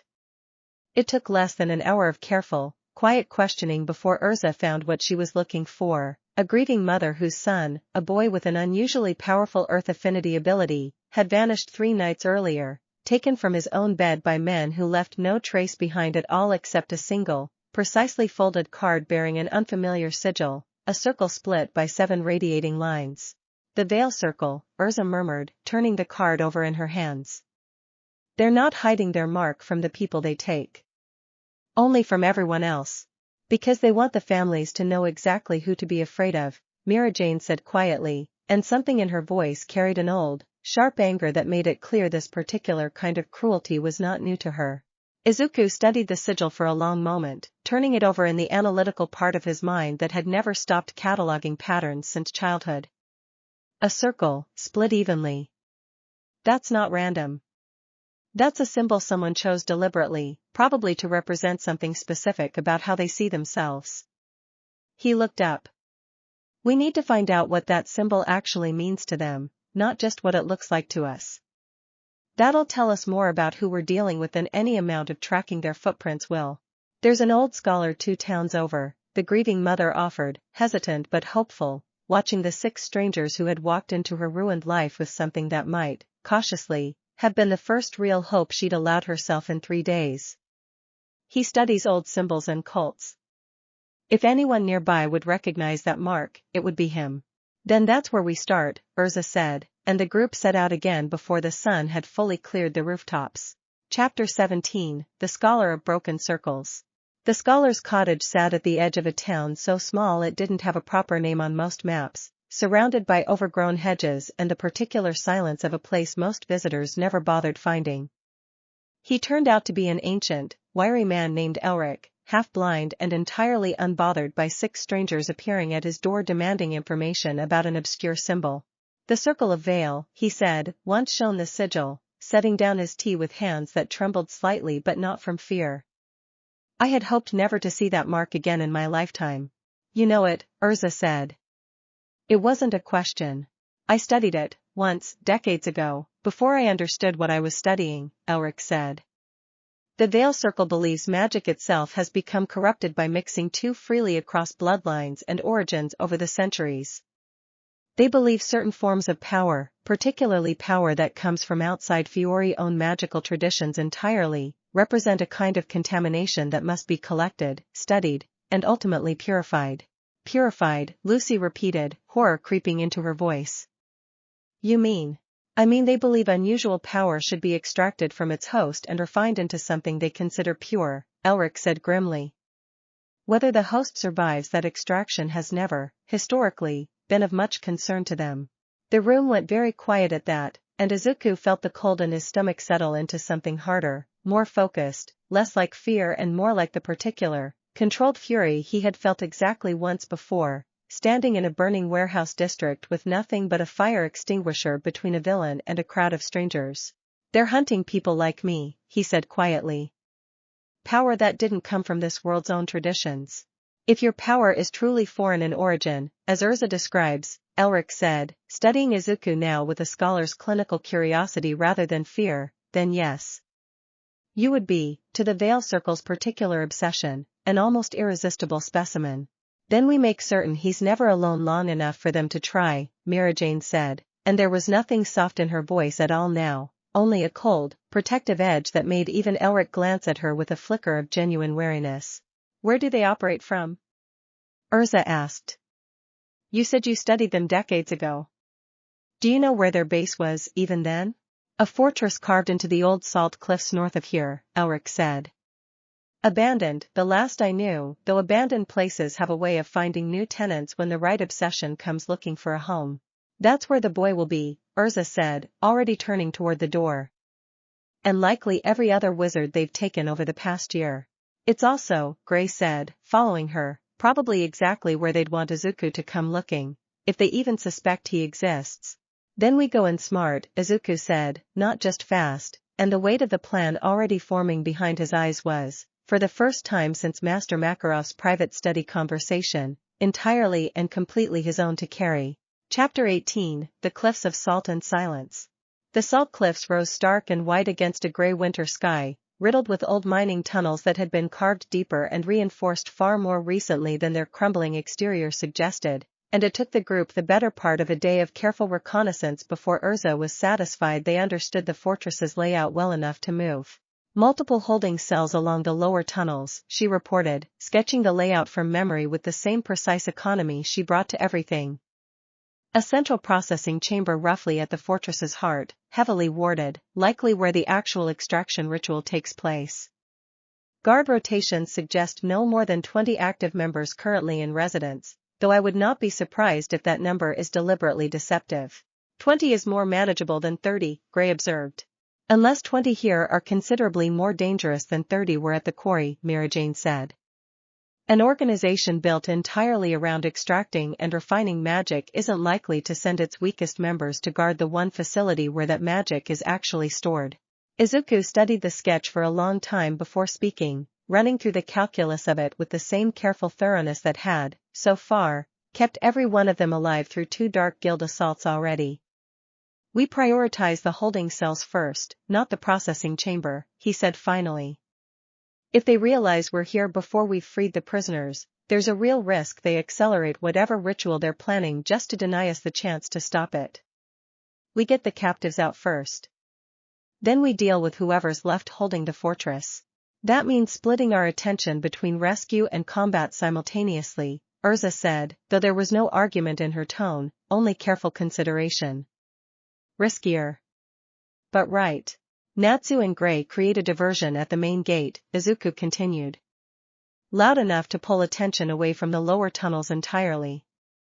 Lucy, you and Happy scout the tunnel network from above using her celestial spirits for reconnaissance, feed us real-time warnings if their patrol patterns shift. Erza, Mirajane, and I go in through the old mining shaft on the cliff's east face again, same as the quarry, straight for the holding cells. You have a type, Gray said dryly. Ventilation shafts and mining tunnels. Ever consider walking through a front door for once? Front doors are where the guards are, Izuku said, entirely unbothered. I like my odds better where they aren't looking. The infiltration went smoothly for exactly as long as it took to reach the first holding cell, where they found not 1 captive but 11, wizards of every age and background crammed into a space meant for a fraction that number, most too exhausted or too frightened to do more than flinch at the sound of the cell door groaning open. We're here to get you out, Erza said, already working the crude locking mechanism with quick, practiced hands. Fairy tale. You're safe now. It was the boy from Oakhaven, small and pale and shaking but alive, who spoke first, staring up at them with the particular disbelief of someone who had stopped expecting rescue somewhere around the 2nd day of captivity. You actually came, he whispered. Mom said someone would come but I didn't really believe her. Believe her from now on, Izuku said gently, crouching down to his level, voice steady despite the fury still simmering under his skin at the sight of the cell's conditions. We're going to get every single one of you home. That's a promise, and I don't make those lightly. Chapter 19, What the Circle Refines. They had freed 3 cells and roughly 30 captives before the Veil Circle finally realized their fortress had been breached from within, and by then Natsu and Gray's diversion at the main gate had already devolved into the kind of full engagement that made subtlety, from that point forward, entirely beside the point. Processing chamber, Erza said, once the last of the freed captives had been guided toward the rendezvous point with Lucy's spirits standing guard over their retreat. Whatever they were planning to do with this many wizards in custody, we end it now, before they can use the chaos to accelerate anything. They found the chamber at the fortress's heart exactly as Erza's earlier reconnaissance had predicted, a vast, circular room ringed with the same 7-line sigil from the card left in the boys' bedroom, scaled up now into something the size of the entire floor, humming with a low, ugly resonance that made Izuku's teeth ache just standing near it. The man waiting for them at the chamber's center wore robes marked with the circle's sigil across his chest, flanked by a dozen wizards who looked, unlike Ironthorn's scattered opportunists, disciplined and entirely unafraid. Fairy tale, the man said, and his voice carried the particular calm of someone who had genuinely expected this confrontation and planned around it rather than being caught off guard by it. I confess, I did not expect a guild so far from Vale's usual territory to interfere with our work. Unless. His eyes settled on Izuku with sudden, sharp interest. Unless word of our work is precisely what drew you here. Your work, Izuku said, voice flat with barely controlled anger, is kidnapping children and calling it purification. Our work, the man corrected, entirely unbothered, is preserving the integrity of magic itself against the slow contamination of foreign influence. You, young man, radiate exactly the kind of contamination I have spent my entire career studying and never once had the opportunity to examine directly. I find I am rather grateful you came to us. You're not getting anywhere near him, Mirajane said, Satan's soul already blooming across her skin in a burst of black and violet light, voice dropping into something cold and absolute. I'd suggest reconsidering your gratitude. The fight that followed was the hardest any of them had faced yet. The Circle's disciplined wizards fighting with a coordinated precision that Ironthorn's opportunists had never managed, each one specifically trained to counter exactly the kind of raw, powerful magic that Fairy Tale's strongest members typically relied on. Erza cycled through blade after blade against a wizard whose own magic seemed to specifically dull the edge of every weapon she summoned. Mirajane found herself locked in a grinding, close-quarters exchange against 2 wizards working in perfect tandem to counter her Satan Soul's reach. It was Izuku, half-shifted and moving with the accumulated instinct of 2 dark guild battles already behind him, who found the opening no one else could, driving directly at the Circle's leader through a gap in the defensive formation that existed for exactly as long as it took the man's attention to flicker, once, toward the chaos of Erza's fight. You study foreign power, Izuku said, closing the last few feet between them, voice low and controlled despite the fury underneath it, but you've never actually had to fight it before, have you? Not really. Not against someone who refuses to be a specimen. The leader's confidence cracked, just slightly, in the half-second before Izuku's fist connected, and the fight that had seemed, moments earlier, disciplined and unshakable, began, all at once, to fall apart. Chapter 20, The Fall of the Veil Circle. With their leader down, the Circle's remaining wizards fought with considerably less coordination and considerably more desperation, and it took less than 10 minutes for the tide of the processing chamber battle to turn entirely, Erza's blade finally finding purchase against a wizard who could no longer sustain his dulling field without his leader's focus anchoring the formation. Mirajane's Satan's Soul finally breaking through a defense that had cracked the moment its architects lost their nerve. By the time Natsu and Gray forced their way in from the main gate, trailing the last of the fortress's outer guards in defeated retreat behind them, the processing chamber had already gone entirely silent, its sigil-marked floor littered with unconscious Circle wizards, its leader bound and stripped of whatever confidence had carried him through decades of quiet, careful cruelty. You said you studied foreign power, Izuku said, standing over the man once the fight had fully settled, voice still edged with the cold anger of everything he'd seen in those holding cells. You never actually studied it. You just took it from people who couldn't fight back yet. That's not research. That's just theft with a philosophy attached to make it feel important. The man said nothing, and for the first time since they'd entered the chamber, he looked genuinely, entirely defeated, the calm certainty gone from his face along with whatever conviction had sustained it. The rescue of the remaining captives took the better part of the following day, over 60 wizards in total pulled from the fortress's tunnels, some taken as recently as a week ago, others who had been held for months, all of them, by the end, walking free under a grey winter sky that had never looked, to any of them, quite so much like relief before. This will be remembered, Erza said quietly, standing at the fortress's entrance as the last of the freed captives were escorted toward transport arranged by the local rune knights. Not simply as another dark guild's fall. As the day someone finally answered what the Veil Circle had been doing in silence for over a year. It shouldn't have taken this long, Izuku said, watching the boy from Oakhaven reunite with runners sent ahead to fetch his mother, the two of them collapsing into each other with the particular, wordless relief of a family made whole again against every reasonable expectation. Nobody should have had to wait a year for someone to notice. No, Erza agreed. But you noticed.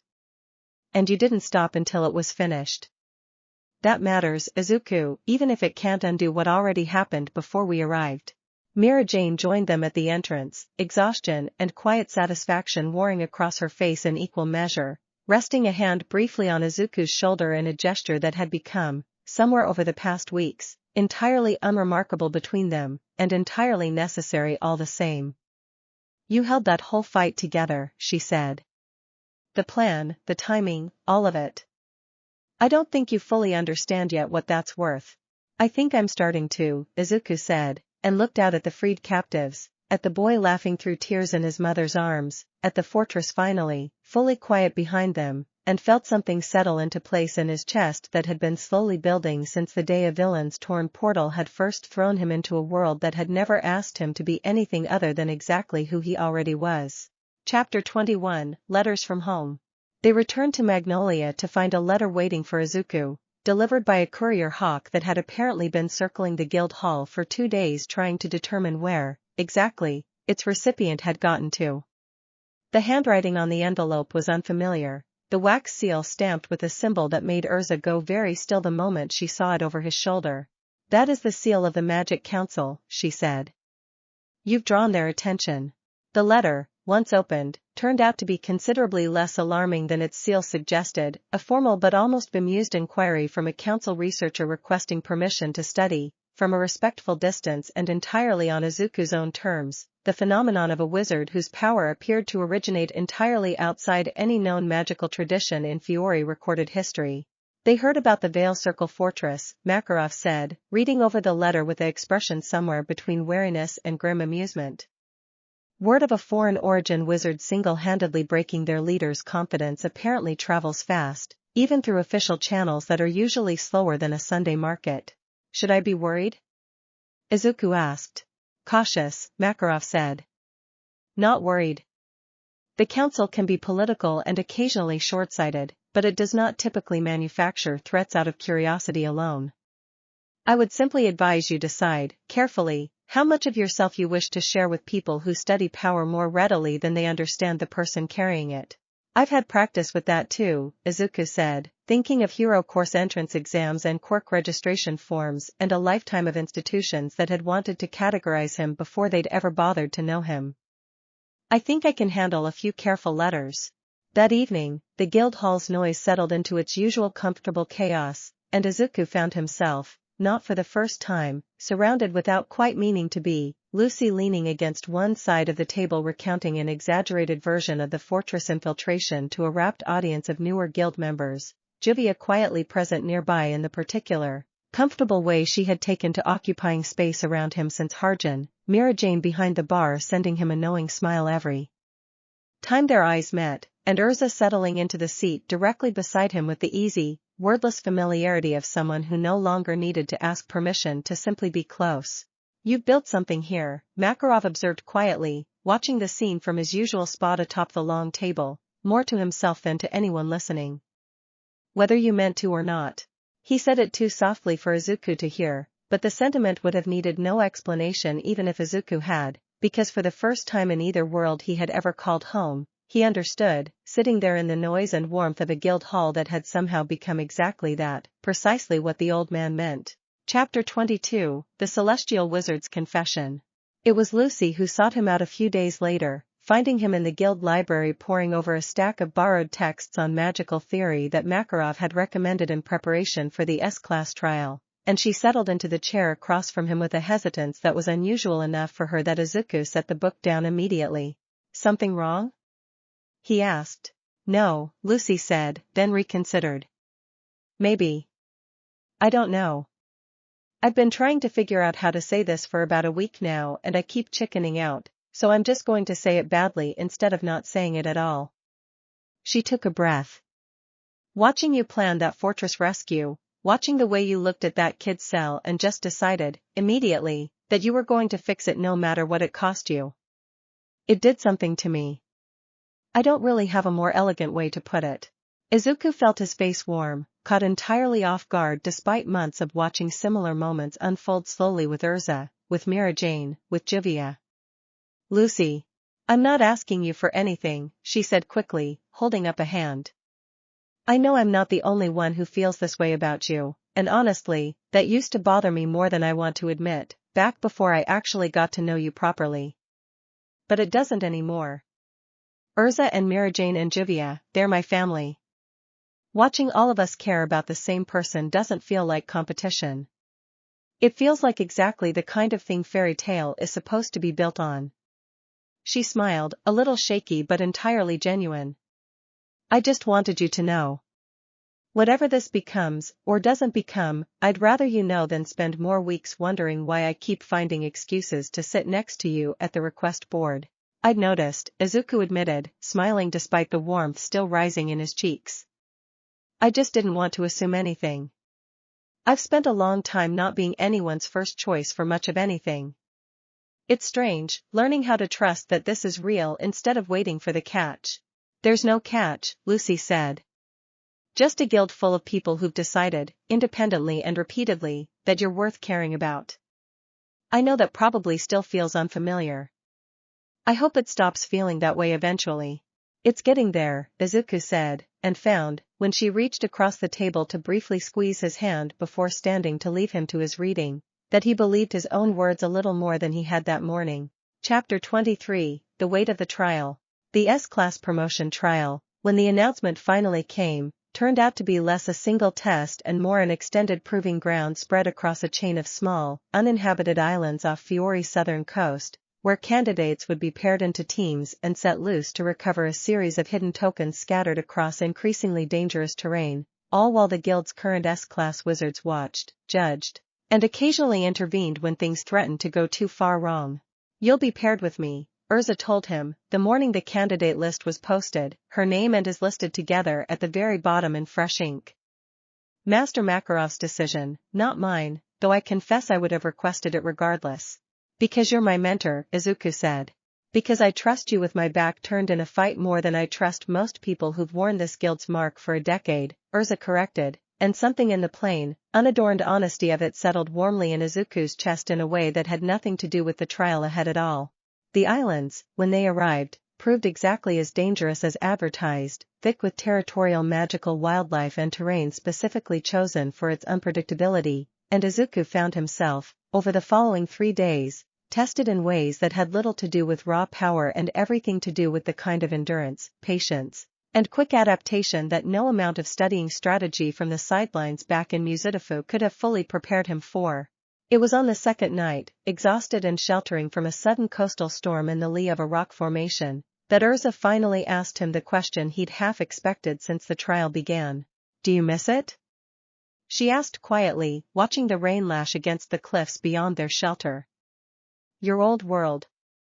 The one you were pulled from."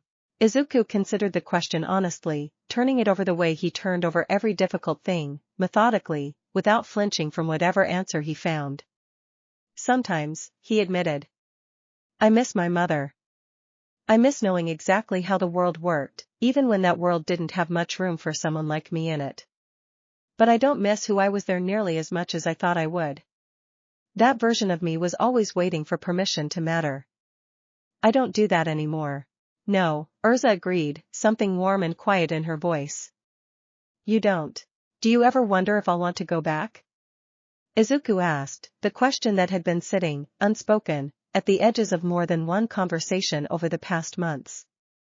If there's ever a way home, I mean. Would that scare you? Erza was quiet for a long moment, watching the storm rather than him.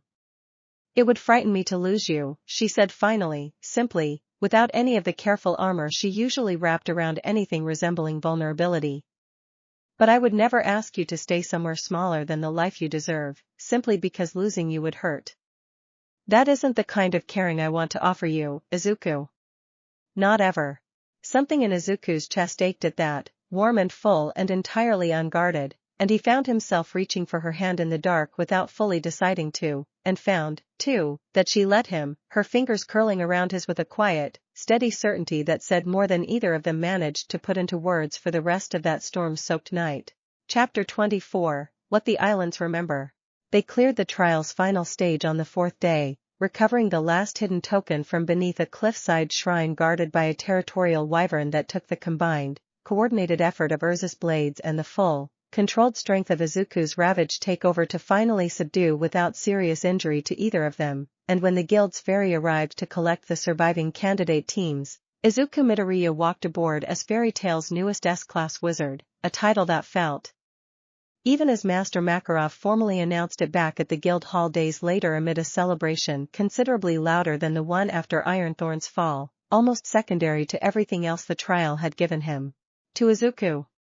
Kana shouted, hoisting her mug, and the guild hall answered with a roar loud enough to rattle the rafters, and somewhere in the middle of that noise, surrounded by Erza's quiet, steady pride, Mirajane's open delight, Lucy's enthusiastic hug that nearly knocked him off his feet, and Juvia's small, warm smile from across the room, Izuku understood, with a clarity that felt like coming home all over again, that whatever the Magic Council's letters wanted to categorize him as, whatever the veil Circle had once wanted to extract from him like raw material, none of it came close to describing what he had actually become here. He was not merely a wizard now. He was not merely a survivor of a torn portal that had thrown him into a world he'd never asked to enter.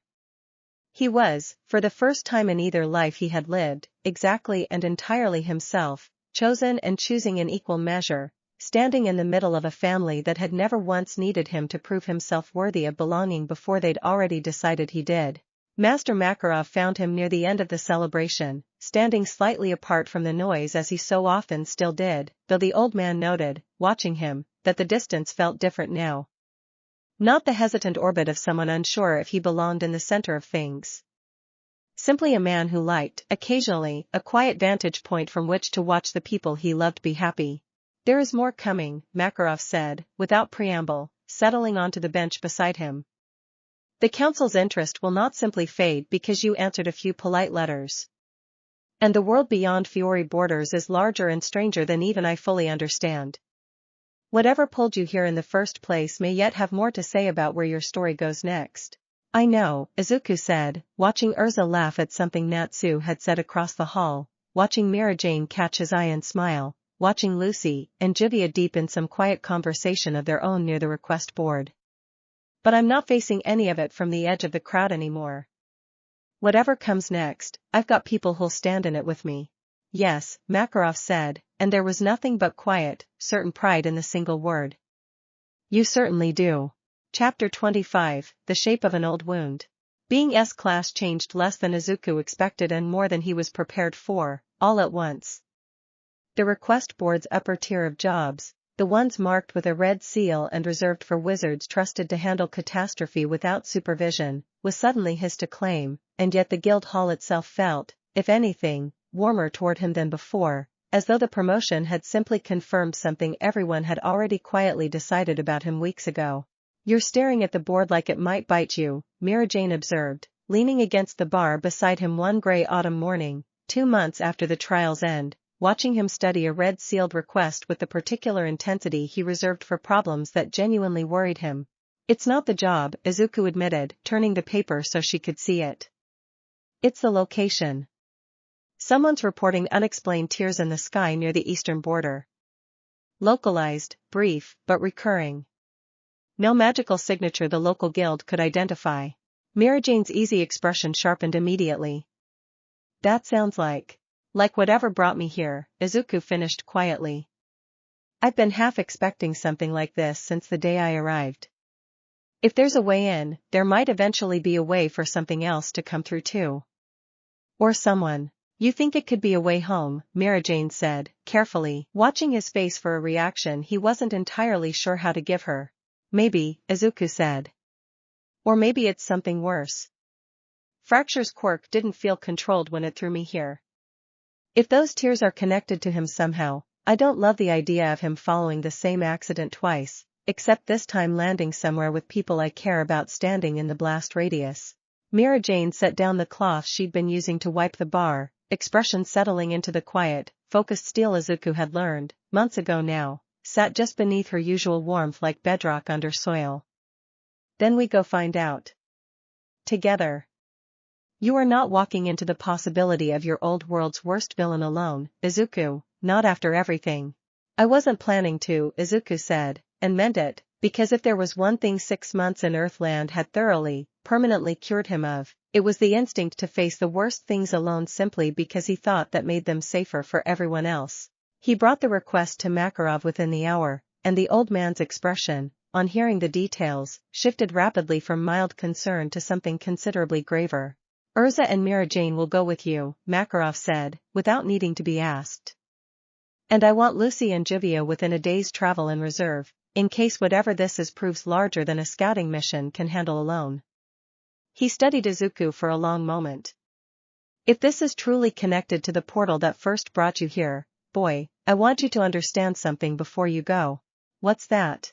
Whatever you find at that border, whatever choice it eventually asks of you, Makarov said, this guild will not think less of you for wanting to go home, if that turns out to be an option.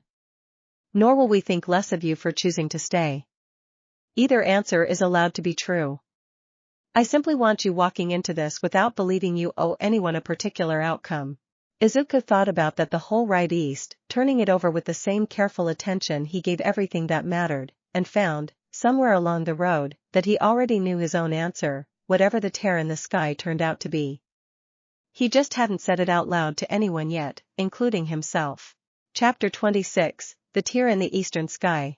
The border town of Ravenhollow sat in the shadow of low, scrubby hills that had, according to every local account they gathered, been entirely unremarkable until 6 weeks ago, when the sky above a particular hilltop clearing had begun, without warning or pattern, to split open along a jagged, bruise-colored seam for a handful of seconds at a time before sealing shut again.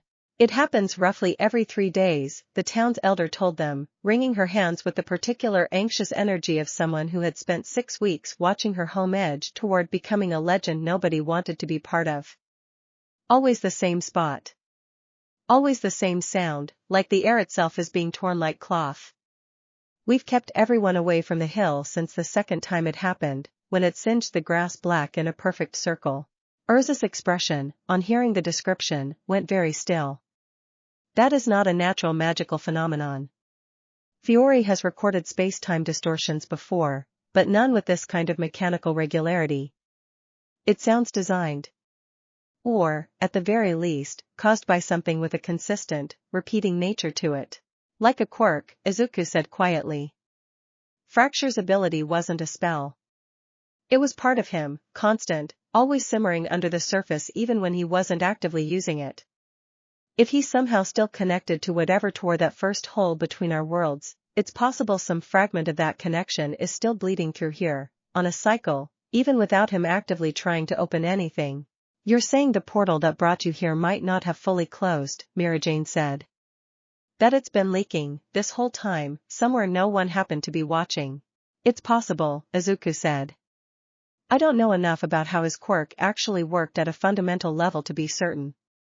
But it fits everything we're seeing. They climbed the hill at dusk, timing their approach against the local reports of the tier's rough 3-day cycle, and found the clearing exactly as described, a perfect circle of scorched grass ringing a patch of empty air that looked, to Izuku's careful eye, disturbingly familiar in a way that made his pulse pick up before he'd even consciously placed the memory. This is close to the same distortion pattern I felt right before I ended up here, he said, crouching at the circle's edge, studying the faint, lingering shimmer still visible in the air even without an active tear. Same ozone smell. Same wrongness to the light. How long until the next occurrence? Erza asked. According to the town's records, Mirajane said, checking the notes they'd gathered, less than an hour. They settled in to wait, and Izuku spent that hour turning over every piece of Fracture's fight he could remember, every detail of the villain's quirk he'd ever studied secondhand through hero agency reports, trying to build, in the growing dark, some working theory of what, exactly, they might be about to witness. When the tier finally opened, right on schedule, it did not disgorge a villain, or a monster, or anything with malicious intent at all. It disgorged, instead, a single, tumbling object that struck the scorched grass with a soft, anticlimactic thud, and resolved, once Erza's cautious light spell illuminated it fully, into an object Izuku recognized instantly and with a jolt that went straight through his chest. It was his own notebook. The one he'd been carrying the day Fracture's quirk had first thrown him through the world, apparently caught in whatever residual, leaking connection remained between the two realities, tumbling through months later, scorched at the edges but unmistakably, entirely his. Chapter 27, What Came Through the Seam.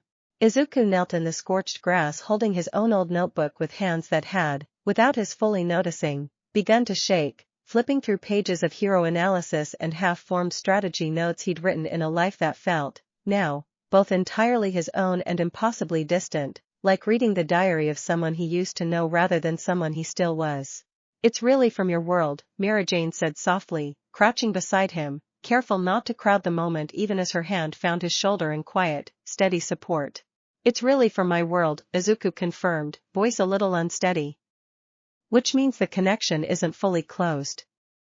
Something's still bleeding through, randomly, unpredictably, on whatever residual timer Fracture's quirk left behind when it first threw me here.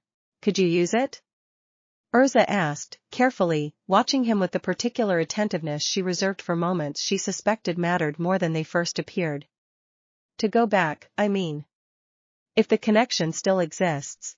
Izuku sat with that question for a long moment, notebook held loosely in his lap, staring at the scorched circle of grass where a piece of his old life had just tumbled through like debris caught in a current neither world had ever fully controlled. I don't know, he admitted honestly.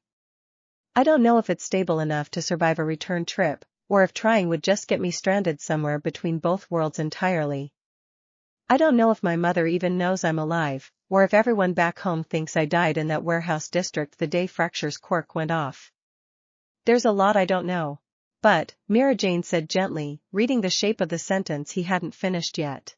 But I know what I'd be leaving, Izuku said, looking up, first at Mirajane, then at Erza, voice steadying as he found the words he'd been circling since Makarov's study weeks ago. And I don't think there's a version of that choice where I walk away from this guild, from the people in it, without it costing me more than I'm willing to pay. Even for my mother. Even for the world I grew up in. You don't have to decide anything tonight, Erza said. This connection isn't going anywhere in the next hour. Whatever choice you eventually make, it deserves more thought than a single scorched clearing at dusk. I know, Izuku said. But I also don't want to keep this a secret from anyone back at the guild, or from you too, while I figure it out. I'd rather carry this with people who already know, than alone, pretending I've got it all settled when I don't. Mirajane's hand tightened gently on his shoulder. Then you won't carry it alone. Whatever you eventually decide, Izuku, we're not going anywhere. Not while you're working through this.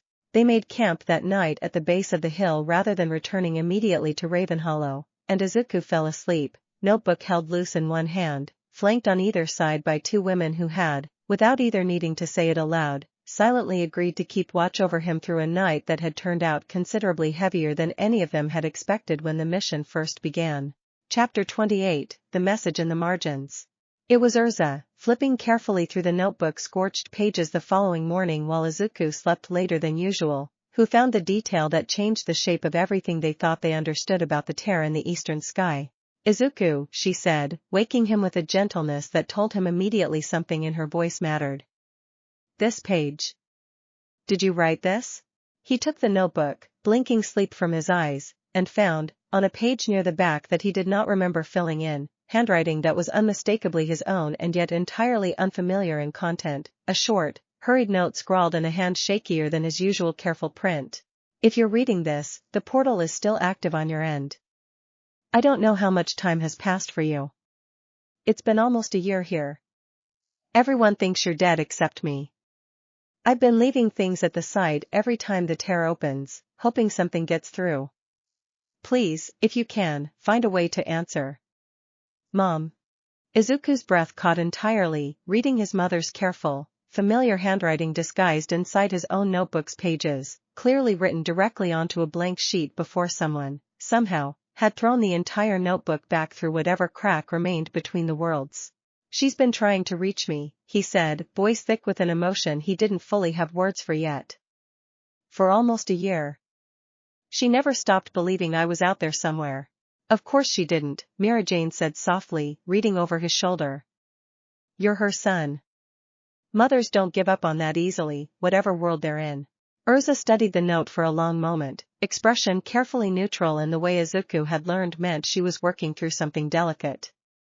If she has been leaving things at the site on her end, and objects have occasionally made it through onto ours, then the connection is stronger and more stable than we first assumed. Stable enough, perhaps, to carry a written response back the same way, if we time it correctly. You think I could actually answer her, Izuku said, hope rising sharp and sudden in his chest. Not go back. Just answer. It is worth trying, Erza said. Whatever you eventually decide about returning permanently, your mother has spent nearly a year believing you might be dead. She deserves to know otherwise, regardless of what you choose next. Izuku spent the rest of that day writing, filling page after page of the notebook with everything he hadn't been able to say in nearly 7 months, about fairy tale, about the friends who had become something closer to family, about the strength he'd found in a world that had never once asked him to prove he deserved to matter before deciding to protect him anyway. He wrote about Erza's patient, exacting training, about Mirajane's fierce warmth, about Lucy's easy friendship and Juvia's quiet devotion, about a guild hall loud enough to shake its own rafters and warm enough to feel, against every reasonable expectation, entirely like home. He did not write that he was choosing to stay. He wasn't certain yet that he needed to, not in so many words, because reading back over everything he'd filled the pages with, the choice was already sitting there plainly enough that his mother, whatever else she might feel about it, would understand exactly what her son had found on the other side of an accident neither of them had ever asked for. Chapter 29, An Answer Sent Across Worlds. They returned to the scorched hilltop clearing 3 days later, exactly on schedule with the tears recurring cycle, notebook wrapped carefully in oiled cloth to protect it against whatever violence the crossing might inflict, and the entire party from Ravenhollow, plus Lucy and Juvia who had traveled through the night once word reached them of what had happened, gathered at the clearing's edge to watch. You're certain about the timing, Lucy said, checking her pocket watch against the notes Erza had kept on the tear's previous occurrences. As certain as we can be without a way to test it beforehand, Izuku said, notebook held ready in both hands, watching the empty air where the scene would open. If this doesn't work, I'll just have to wait for the next cycle and try again. It will work, Juvia said, with the particular quiet confidence she reserved for moments she'd decided, privately, were simply too important to allow room for doubt. Juvia has watched you solve harder problems than this with less to work from. The tear opened precisely on schedule, the familiar bruise-colored seam splitting the evening sky above the scorched circle of grass, and Izuku, heart hammering, stepped forward and threw the wrapped notebook directly into the widening gap with every ounce of strength and hope he had, watching it vanish into the tear's shimmering dark a half-second before the seam sealed shut behind it with the same soft, tearing cloth sound that had first thrown him into this world 7 months ago. For a long moment, nobody spoke. Did it work? Lucy finally asked, quietly, into the silence.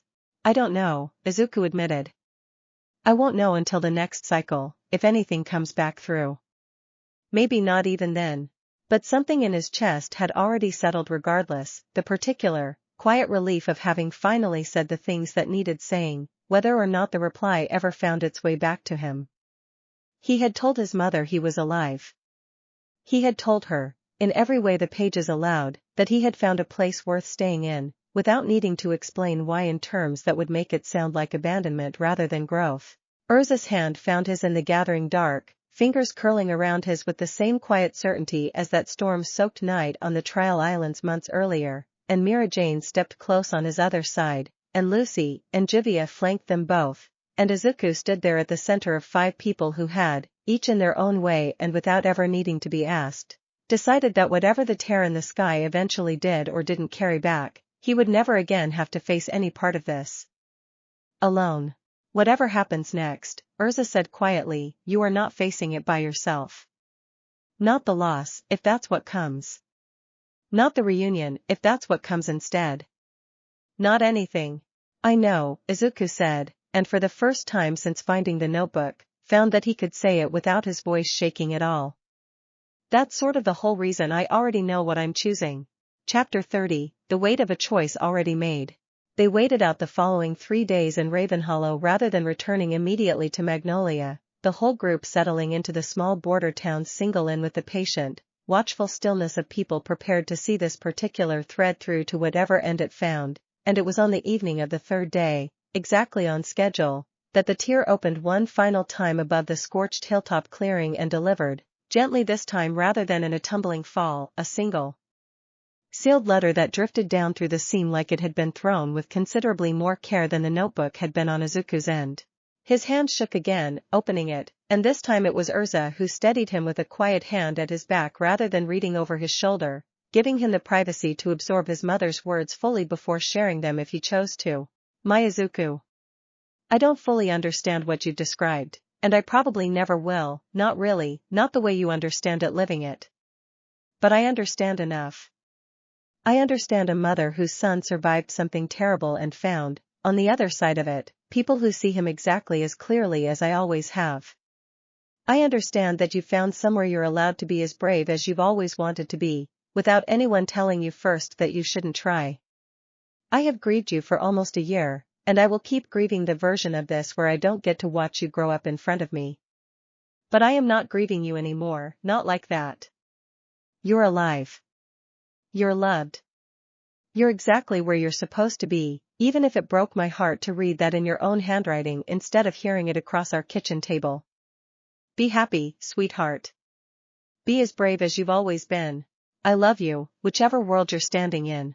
Izuku read it twice through before he could fully speak, and when he finally looked up, found 5 faces watching him with matching expressions of careful, quiet patience, waiting to follow whatever he needed next rather than pushing him toward any particular reaction. She's not asking me to come back, he said, voice thick. She's telling me it's okay that I'm staying. That is an extraordinary gift, Erza said softly. Not every parent could offer that so freely. She's always been like that, Izuku said, wiping at his eyes with the back of one hand, laughing a little despite the tears, an unfamiliar mixture of grief and relief and something close to joy all tangled together at once. Even when I was quirkless and everyone else had already written off my dream, she never once told me to want something smaller. Mirajane's arms came around him then, warm and steady, and he let himself lean into it fully, and Lucy and Juvia joined a moment later, and even Erza, who saved her open affection for moments she judged genuinely worth it, allowed herself to be pulled into the circle of it, and Izuku stood there in the middle of a border town's common room, held by the family he had chosen and the family that had, across an impossible distance, chosen to let him go with love instead of guilt, and found that both kinds of love, somehow, fit together perfectly inside the same full, aching, grateful chest. Chapter 31, Homeward, Fully. The journey back to Magnolia felt different than any of the roads Izuku had walked since arriving in Earthland, lighter somehow, unburdened by the quiet, unspoken question that had been sitting at the edges of every choice he'd made since the day Erza first found him in that alley behind a bakery, fighting a monster he hadn't had a name for yet. Master Makarov received the full account of everything that had happened at the eastern border with the particular grave attention he reserved for moments that mattered beyond the guild's usual business, listening without interruption as Izuku laid out the tear, the notebook, his mother's letter, and the choice that had settled, finally and fully, somewhere in his chest during that storm-lit night on the hilltop. You could have gone back, Makarov said, once Izuku finished. Had the connection proven stable enough, you could have walked through that seam and returned to everything you left behind. I could have, Izuku agreed. I thought about it. I'll probably keep thinking about it sometimes, for the rest of my life, in the quiet moments where I wonder what that other version of things would have looked like. He looked around the guild hall, at Erza cleaning her blade near the request board, at Mirajane laughing behind the bar, at Lucy and Juvia deep in conversation near the window, at Natsu and Gray already halfway into some new argument that would likely end in property damage before lunch. But I already have exactly what I was always looking for, even back when I didn't have the words for it yet. Somewhere that lets me matter without asking permission first. I'm not giving that up for a version of home that would just ask me to go back to waiting for permission all over again. Makarov's small face cracked into a smile warmer and prouder than Izuku had seen from him even after the Iron Thorn victory, even after the Veil Circle's fall. Then welcome home, properly and completely, Izuku Midoriya. Not as a stranger who fell through a tear in the sky. As one of ours, fully and without reservation. The guild hall's noise swallowed the moment quickly, the way it always did, Natsu and Gray's argument finally boiling over into an actual fistfight that half the guild immediately started placing bets on. Kana already 3 drinks deep despite the early hour, happy stealing fish from 3 separate plates with the practiced ease of long experience, and Izuku found himself pulled directly back into the middle of it, Erza's hand light and warm against his shoulder as she steered him toward the bar, Mirajane already pouring him a drink he hadn't ordered yet, Lucy waving him over to settle a bet about the fight's likely outcome, Juvia's quiet, steady presence settling in beside him without a word needed to explain why. He thought, watching all of it unfold around him with the easy, settled certainty of someone who had finally, fully stopped waiting for the other shoe to drop on his own happiness, that his mother had been right about one thing above everything else in her letter. He was exactly where he was supposed to be. Not because a portal had thrown him here without his consent. Because, given every chance afterward to leave, he had chosen, over and over, to stay. Somewhere beyond Fiori borders, in territories still unmapped by any guild's careful reconnaissance, forces that had taken a keen and growing interest in the strange, foreign origin wizard reshaping fairy tales' reputation one impossible victory at a time were already beginning, quietly, to move. Chapter 32, Envoys from a Colder Court. The envoys arrived at the guild hall on a bright, unremarkable morning 3 weeks later, 3 wizards in the formal, silver-trimmed robes of the Balsam Kingdom, a small but influential magical monarchy bordering Fiori northern reaches, requesting an audience with Master Makarov in a tone polite enough to seem harmless and precise enough to make Erza tense the moment she heard it. Balsam does not typically send envoys south, Erza murmured to Izuku, watching the 3 robed figures wait with careful patience near the guild hall's entrance. Their court keeps to its own affairs almost obsessively. Something has changed, for them to travel this far. The audience, held in Makarov's private study with Erza and Izuku present at the old man's specific request, revealed exactly what had changed within the first few minutes. Word has reached our court of a wizard among your ranks whose power originates entirely outside Fiori known traditions, the lead envoy said, a tall, silver-haired woman whose careful diplomacy did not fully mask the sharp, assessing way her eyes settled on Izuku the moment introductions were finished. Our king takes a particular scholarly interest in such phenomena. He extends an invitation for this wizard to visit our court, under full diplomatic protection, to discuss what he might teach our own researchers about the nature of power beyond Fiori borders. An invitation, Makarov repeated, tone carefully neutral. Or a request dressed carefully enough to resemble one. The envoy's composure did not crack, though something flickered briefly behind her eyes. Balsam does not compel guests, Master Makarov. We simply extend the offer, and hope wisdom recognizes its value.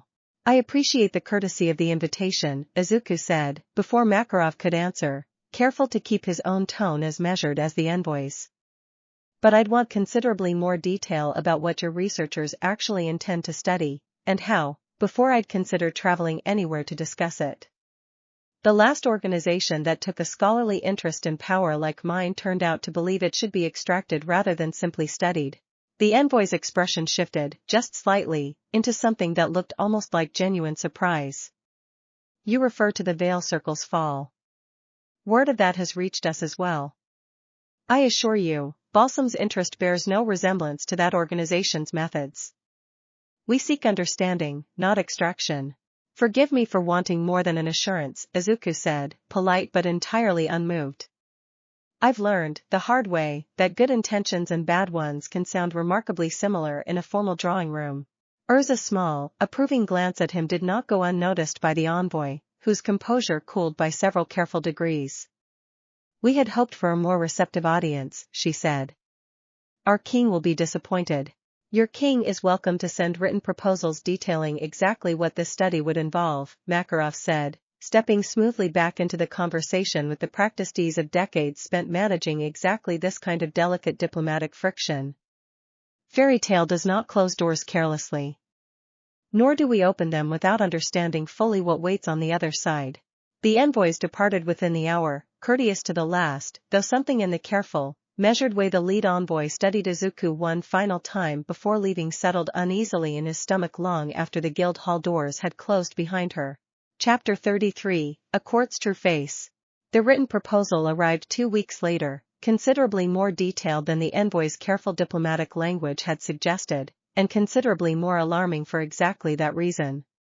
Buried beneath pages of scholarly language about magical taxonomy and cross-dimensional theory sat a single clause that made Erza go rigid the moment she reached it, a formal request that any study of Izuku's power be conducted with, quote, appropriate physical samples collected under controlled conditions. Samples, Lucy said, reading over Erza's shoulder with rising horror. They want to cut pieces off him to study. They have dressed it in considerably gentler language than the Veil Circle ever bothered with, Mirajane said, voice gone cold and flat. But the underlying intention reads identically. Makarov's expression, reading the full proposal for himself, darkened into something Izuku had rarely seen from him, a controlled, simmering fury that made even the guild hall's usual noise seem to quiet slightly in deference to it. Balsam's court has always valued magical theory over the well-being of the wizards who make that theory possible to study. I had hoped, given the formality of their approach, that this particular interest would prove different. It does not. We decline, obviously, Erza said. We decline, Makarov agreed, and I suspect that refusal will not be received gracefully. A kingdom does not send a diplomatic envoy south for a scholarly curiosity it intends to simply drop the moment it hears no. He proved correct within the week.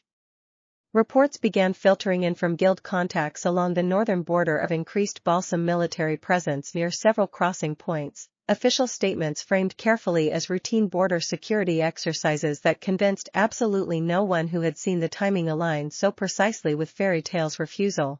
They're testing how far they're willing to go, Izuku said, studying the reports laid across the guild hall's long table with the same careful, analytical focus he brought to every threat since Fracture's warehouse district all those months ago. Which means we need to decide how far we're willing to let them get before we respond. We do not start a war with a sovereign kingdom over a diplomatic dispute, Makarov said carefully. Not without exhausting every other option first. But we also do not sit idle while they position forces along a border, hoping the threat quietly resolves itself. Then let me go to them, Izuku said. And the room's attention swung toward him all at once, several voices beginning to object before he raised a hand to finish. Not to hand myself over. To make the refusal in person, clearly enough that there's no room left to pretend they misunderstood our position. Sometimes the surest way to de-escalate a threat is to make certain the person making it has to say the ugly parts of their plan directly to your face instead of hiding behind formal letters. You would be walking directly into the territory of a kingdom that has already expressed interest in collecting samples from your body, Erza said, voice tight with barely restrained alarm. That is not a negotiation, Izuku. That is a trap wearing diplomatic clothing. Which is exactly why I'm not going alone, Izuku said, meeting her eyes steadily. I'm asking you to come with me. All of you, if the guild can spare it. Let them see exactly what trying to take anything from me would actually cost them. Chapter 34, The Border Delegation. Makarov approved the delegation after 2 full days of careful deliberation, insisting on a formal escort large enough to make Balsam's court understand precisely how seriously Fairy Tale regarded the matter without technically crossing the line into an act of aggression, and it was Erza, Mirajane, Lucy, and Juvia who accompanied Izuku north to the border crossing at Ashford Pass, where Balsam's delegation waited with considerably less courteous patience than their envoy had first displayed in Magnolia's guild hall. The border fortress loomed grey and imposing against the northern mountains, and the reception awaiting them there carried none of the earlier diplomatic warmth, a delegation of Balsam military officers standing alongside the same silver-haired envoy from before, her expression cool and appraising as the 5 of them approached. You have brought quite an escort for what I understood to be a simple conversation, the envoy observed. You've amassed quite a border presence for what your official statements insist is a routine security exercise, Izuku answered, matching her cool tone precisely. I thought it only fair to match the scale of the conversation you'd actually prepared for. Something flickered across the envoy's composed face, and for a moment the careful diplomatic mask slipped enough to show the calculating pragmatism underneath. Our king's interest in your power remains genuine, wizard. Sample collection was merely one proposed method among several. Surely a reasonable compromise exists. There isn't a version of cutting pieces off a person that qualifies as a reasonable compromise, Mirajane said, voice edged with a coldness that made two of the assembled officers shift their weight uneasily. I'd suggest your king reconsider his research methodology entirely before proposing anything further. We are prepared to discuss this diplomatically, Erza added, blade still sheathed but hand resting near it with unmistakable readiness, or we are prepared to discuss it in whatever terms your border presence has already suggested you'd prefer. The choice belongs entirely to your court. The standoff held for a long, tense moment, the assembled Balsam officers clearly unprepared for a delegation that had arrived neither cowed nor combative, simply and entirely resolved, and it was the envoy herself, studying the five of them with something that had shifted, gradually, from calculation into genuine reassessment, who finally broke the silence. I will carry your refusal back to the court exactly as stated, she said. Without embellishment, and without the softening language I might otherwise be tempted to apply for the sake of easing my king's disappointment. She paused, studying Izuku directly one final time. For what it is worth, wizard, I did not fully understand, until this moment, what kind of loyalty your guild commands. That is, perhaps, a more valuable discovery for my king to hear than anything a sample collection might have revealed. Then I hope he listens, Izuku said, and the delegation withdrew without further incident, the border presence quietly reducing over the following weeks as Balsam's court, whatever internal debate followed the envoy's report, ultimately chose diplomatic silence over further escalation. Chapter 35, What Loyalty Actually Costs.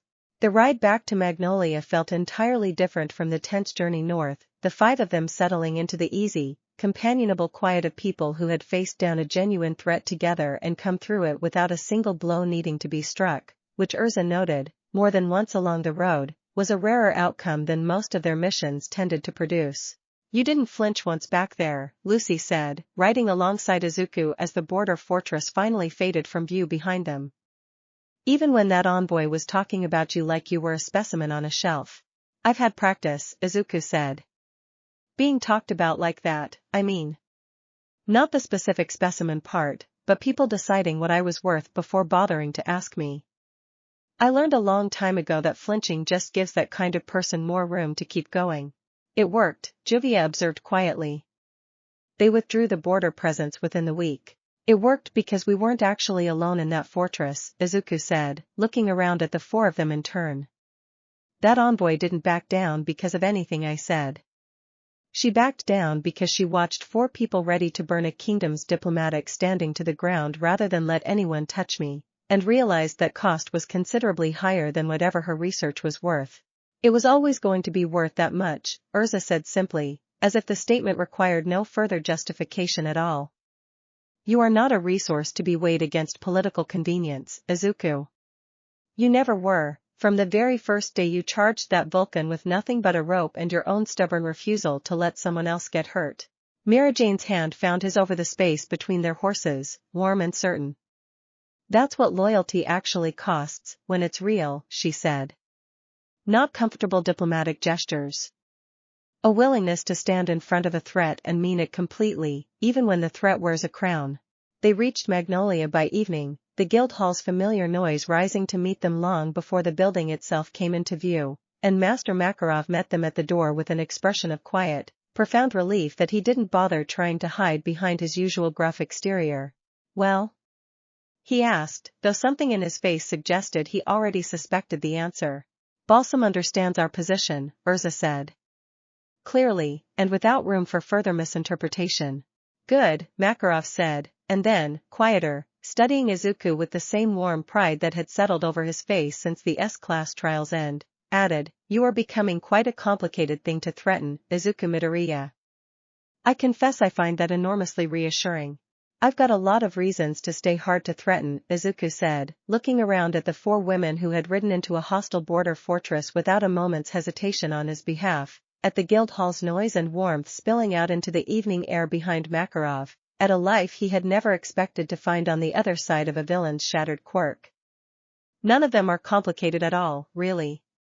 They're just the people I get to come home to."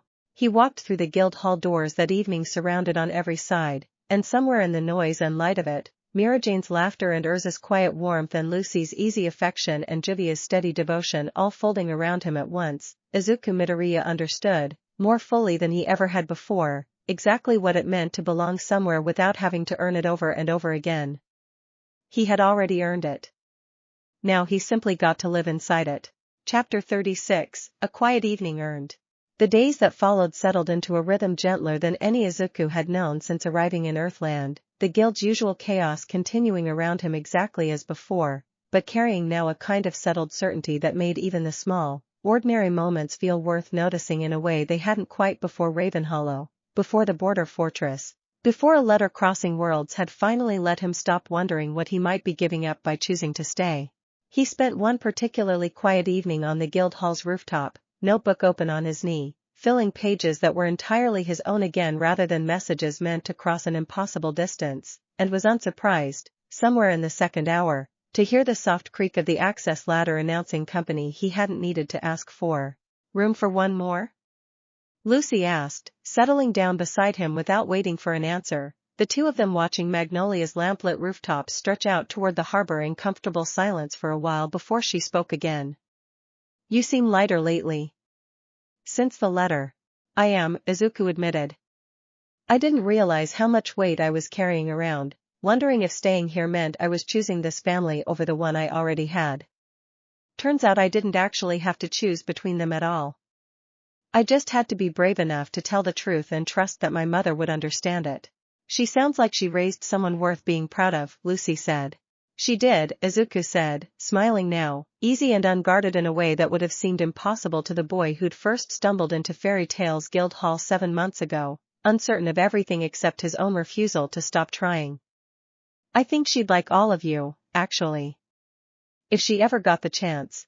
"Maybe someday," Lucy said, and left the possibility open rather than promising anything neither of them could guarantee, and the two of them sat together on the rooftop a while longer, watching the lamps of Magnolia flicker on one by one across the darkening town below, in no particular hurry to be anywhere else at all. Chapter 37, The Game's Announcement.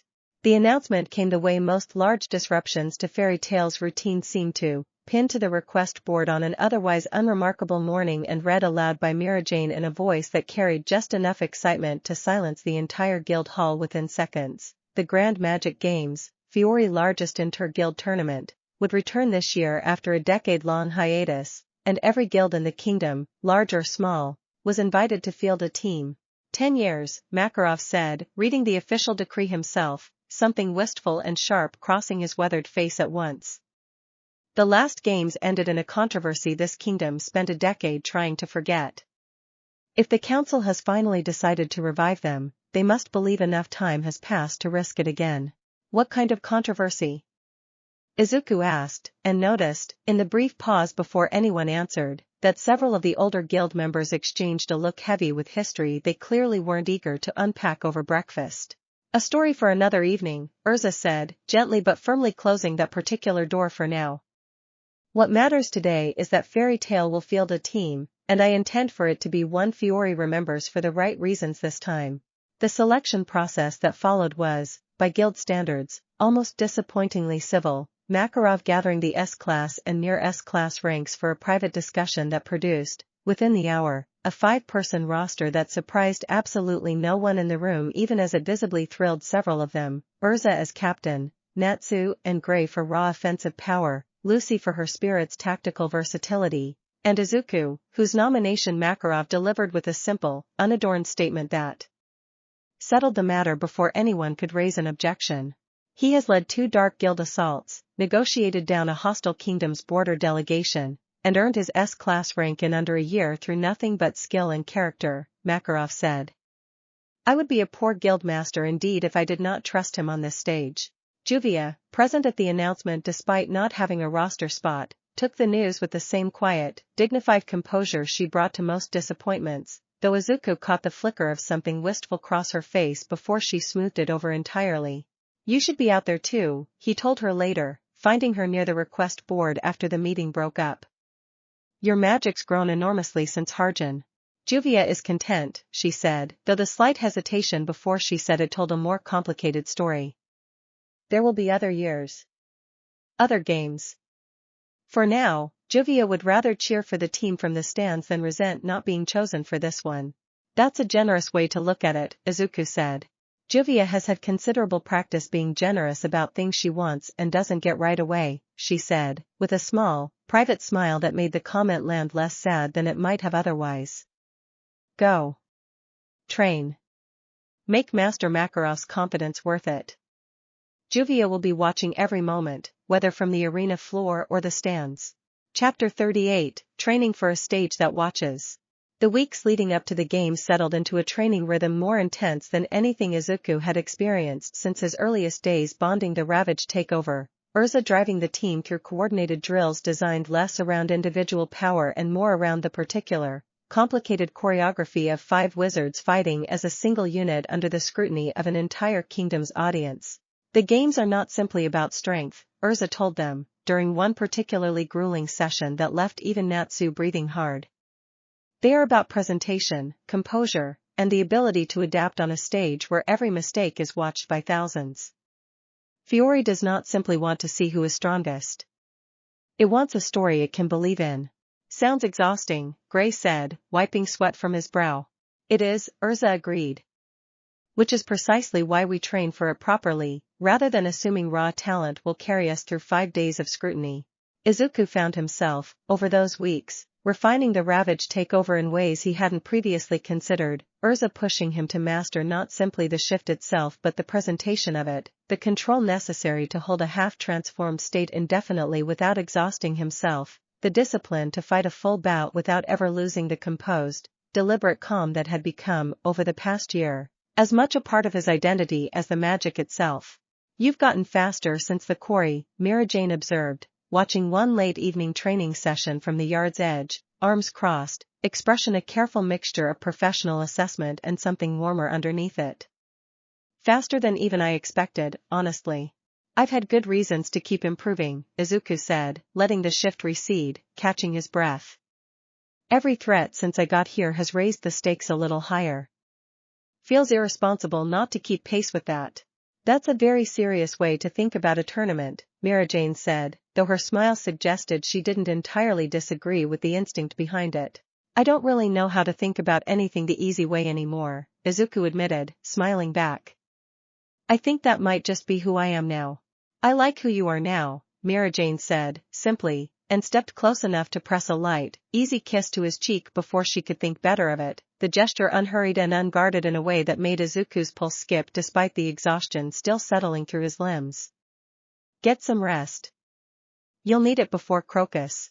He watched her walk back toward the guild hall, warmth blooming in his chest that had nothing at all to do with the training session behind him, and found himself, for a long moment afterward, simply standing in the quiet yard, grateful in a way he still hadn't fully gotten used to putting into words. Chapter 39, The Capital of Flowers. Crocus, Fiore Royal Capital, proved to be everything its reputation promised and considerably louder, a city blooming with flowers even in the crisp autumn air, its streets packed with guild banners and traveling merchants and a festival atmosphere thick enough that Izuku found himself, for the first several hours after arrival, simply overwhelmed by the sheer scale of a celebration built entirely around watching wizards fight for a kingdom's entertainment.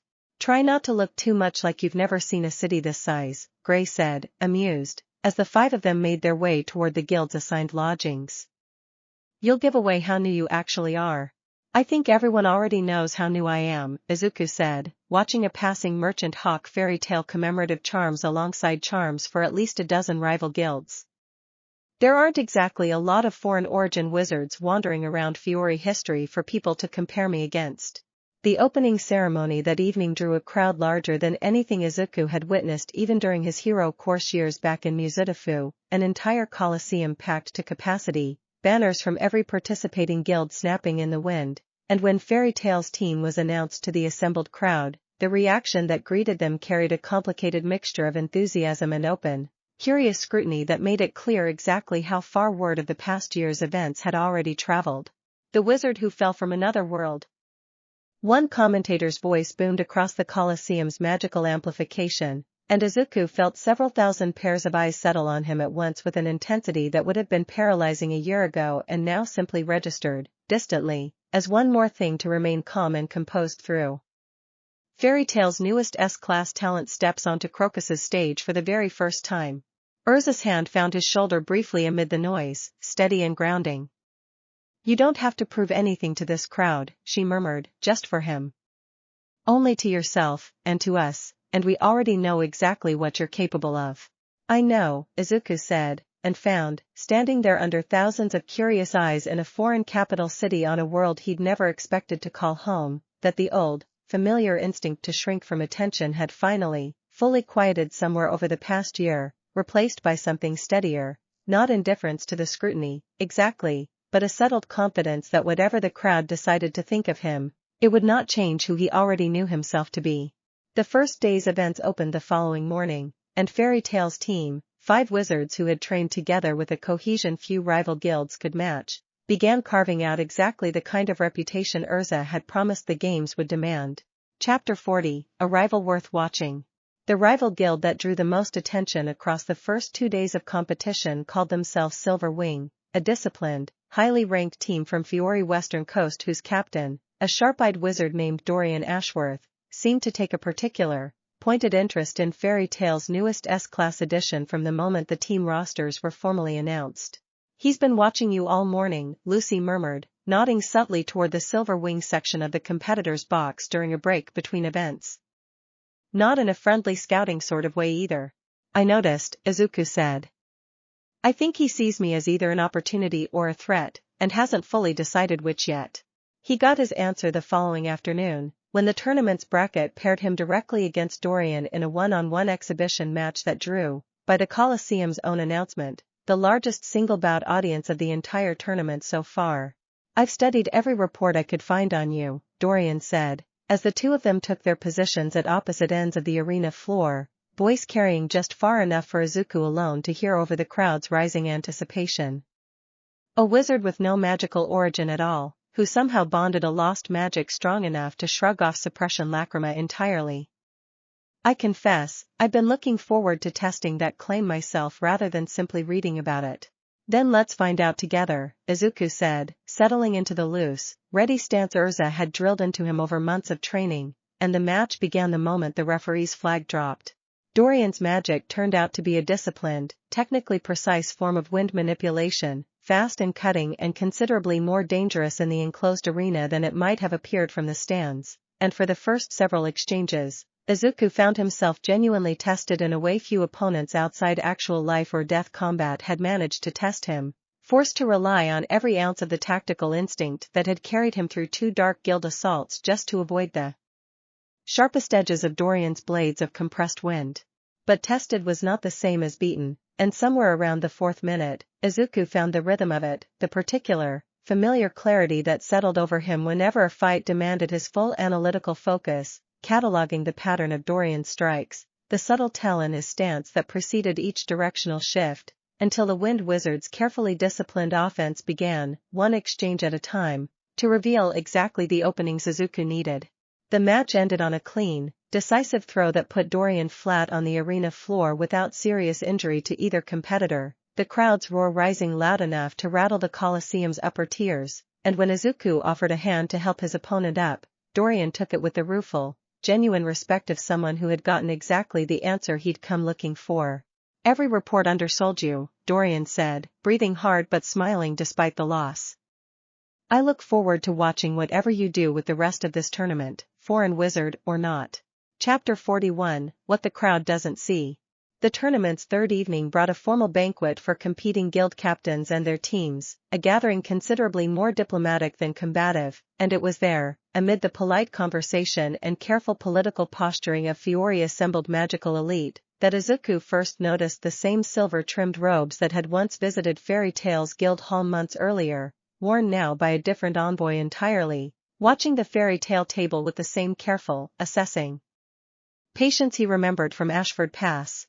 Balsam sent someone to the games, he murmured to Erza, nodding subtly toward the envoy's table across the banquet hall. Erza's expression sharpened, though she kept her voice as light and unconcerned as the setting demanded. Noted. I'll keep an eye on them. It's possible they're simply here for the tournament itself, as every kingdom sends representatives to events this large. It's possible, Izuku agreed, though something in his gut suggested otherwise, an old, familiar instinct for danger that had rarely steered him wrong since Fracture's warehouse district all those months ago. He got his confirmation 2 days later, on the tournament's final morning, when a folded note arrived at the Fairy Tale team's private box, delivered by a page boy who claimed no knowledge of who had sent it beyond a generous tip to ensure its delivery. The note, when opened, contained a single line of careful, formal handwriting. Balsam's interest in you has not faded, wizard. Only grown more patient. Enjoy your tournament while it lasts. That's not subtle, Lucy said, reading over his shoulder, expression tight with alarm. It's not meant to be, Erza said grimly, taking the note to examine the handwriting more closely. It's meant to unsettle you before your final events. A deliberate distraction, time to cost you focus when you need it most. Then I won't give them the satisfaction, Izuku said, folding the note and setting it aside with a calm that took real effort to summon but that he found, once he committed to it, settled into place more easily than he expected. Whatever they're planning, it's not happening today, in the middle of a coliseum full of witnesses. I'm not walking into their timeline. I'm walking into mine. Mirajane's hand found his beneath the table, steady and grounding. That's exactly the right answer, she said quietly. Focus on what's in front of you. We'll handle whatever comes after, together, the same as always. Izuku nodded, and when the final day's events began less than an hour later, he walked onto the arena floor with a composure that gave absolutely no indication of the note folded carefully in his pocket, determined to let nothing beyond his control steal a moment of this achievement from him or from the team who had trained for it so completely. Chapter 42, The Final Trial.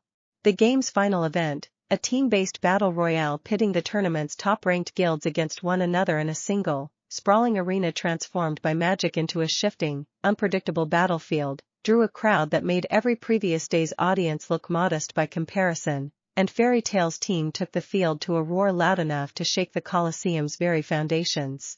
Stay together, Erza commanded, as the arena's terrain began shifting around them. Forests rising and falling, rivers appearing and vanishing, an environment specifically designed to punish any team that fractured under pressure. We fight as one unit, exactly as we trained. Nothing changes because the crowd is larger. The battle that followed tested every ounce of preparation the team had built over the preceding weeks, Silver Wing and 2 other top-ranked guilds converging on Fairy Tale's position within the first 10 minutes, clearly having identified them, correctly, as the tournament's most dangerous remaining threat. Natsu and Gray anchored the team's offensive line with the kind of destructive, coordinated chaos that had made their rivalry as effective in combat as it was exhausting to watch off the field, Lucy's spirits providing tactical support and battlefield control that kept 3 separate enemy teams from ever fully coordinating their assault, and Erza cycling through her arsenal with the composed, devastating precision of someone who had spent years mastering exactly this kind of large-scale engagement. It was Izuku, watching the shifting battlefield with the same analytical focus he'd once turned toward hero fights he wasn't allowed to join, who spotted the pattern first. The arena's terrain shifts weren't random at all, but cycling on a predictable interval that, if properly anticipated, could be used to funnel remaining opponents into positions considerably more favorable to Fairy Tale's team than to anyone still guessing at the pattern. The terrain resets every 90 seconds. He called out, already tracking the cycle. If we hold this ridge for the next shift, it becomes a choke point. Erza, drive Silver Wing toward the eastern tree line. Natsu, Gray, collapse the flank the moment the terrain shifts. It'll trap anyone still fighting in the open. The plan executed with the same seamless coordination that had carried them through every training session, the terrain shift arriving exactly on schedule to fold the battlefield's remaining combatants into a choke point that left Fairy Tail's team standing, decisively, as the last unit remaining on the field. The crowd's roar at the final horn loud enough that Izuku felt it in his chest as much as heard it in his ears. They had won. Fairy Tail, a decade after the controversy that had ended the previous games, stood once again as champions of Fiori Grand Magic Games, and as the team gathered at the arena's center to receive the crowd's overwhelming ovation, Izuku found himself, for one brief, suspended moment, simply grateful, fully and completely, for every impossible turn that had brought him to exactly this place. Chapter 43, What Waited in the Crowd. The celebration that followed the closing ceremony carried the team back to their lodgings well past midnight, the streets of Crocus still thick with revelers from every corner of Fiori, and it was in the relative quiet of the walk back, the 5 of them finally alone after hours of public acclaim, that the danger the balsam note had promised finally revealed itself. They came from a side alley with the coordinated precision of people who had planned the ambush carefully, 6 wizards in Balsam's understated field colors rather than the formal court robes Izuku had grown used to associating with the kingdom's diplomatic presence, moving with clear intent to isolate rather than simply intimidate. The court grew tired of waiting for a diplomatic solution, the lead attacker said, voice carrying the particular grim resolve of someone following orders they'd personally accepted without much hesitation. You'll forgive us for choosing a moment when your guild's guard is down from celebration. You'll forgive us, Erza said, blade already drawn, expression gone cold and dangerous in the way that had, over the past year, come to precede exactly this kind of decisive, immediate response, for not being nearly as unguarded as you assumed. The fight that followed was brief and entirely one-sided, the 6 Balsam wizards clearly prepared for a tired, celebration-worn team rather than the same coordinated unit that had just won an entire kingdom's tournament through disciplined teamwork, and within minutes, all 6 lay defeated in the alley, considerably more subdued than they'd arrived. Tell your court, Izuku said, crouching to address the lead attacker directly, voice steady despite the anger still simmering beneath it, that ambushing tired wizards after a public tournament is not diplomacy, and it's not going to end any differently than the border fortress did. I'm not a resource waiting to be collected. I have people who will burn down whatever plan tries to prove otherwise. The king does not give up easily, the attacker said, wincing as Erza secured his hands. Understand that before you assume this ends here. Then we'll keep answering, exactly like this, for as long as he keeps trying, Erza said flatly, and the local rune knights, alerted by the commotion, arrived within minutes to take the captured wizards into custody, their diplomatic status providing considerably less protection now that an actual assault had been attempted rather than merely threatened. The report that reached Makarov the following morning, relayed by Courier Hawk with uncharacteristic urgency, carried both the news of the attempted ambush and, buried within it, a formal diplomatic protest lodged by Fiori Magic Council against Balsam's court, a protest with considerably more weight behind it now that an actual crime had occurred on Fiorian soil rather than merely a tense border standoff. This changes things, Makarov said, when the team finally returned to Magnolia, studying the full report with grim satisfaction. Balsam's court has just handed the Magic Council an excuse to intervene directly, something Fiori diplomatic caution would never have allowed before an actual attack occurred. Their patience, it seems, cost them considerably more than it earned. Chapter 44, A Council's Intervention.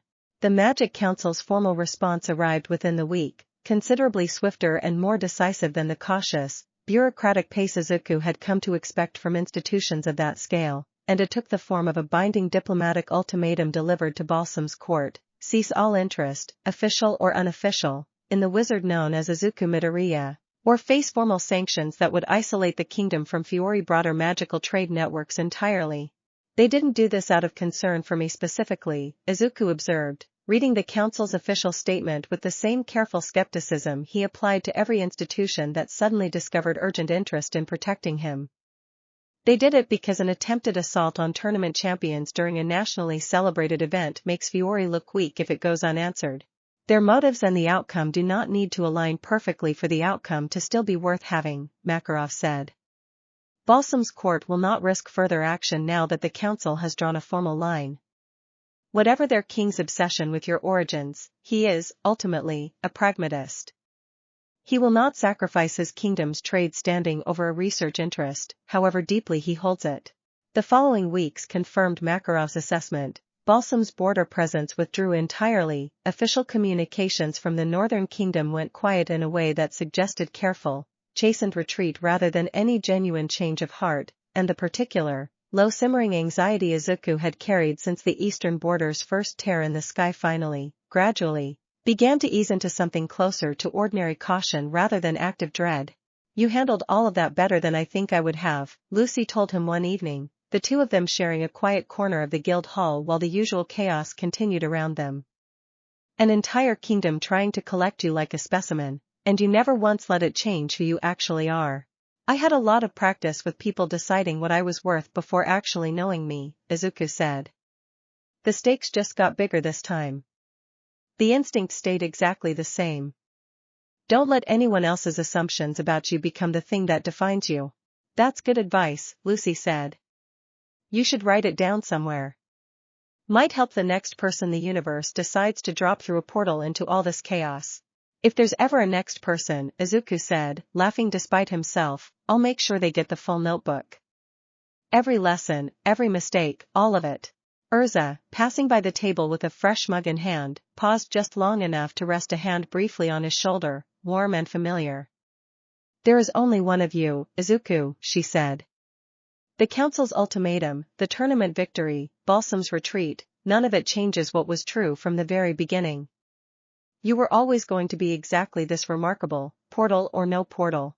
"I'm starting to believe that," Izuku said, and meant it fully, watching her walk away toward the bar, warmth settling in his chest that had nothing to do with tournaments or kingdoms or ancient magic at all.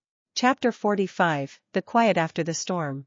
Winter settled over Magnolia in the weeks that followed, the Guildhall's usual noise softening into something cozier and slower paced as the town outside dressed itself in early snow, and Izuku found himself, for the first extended stretch since arriving in Earthland, simply allowed to rest, without a dark guild's threat or a hostile kingdom's ambition demanding his immediate attention.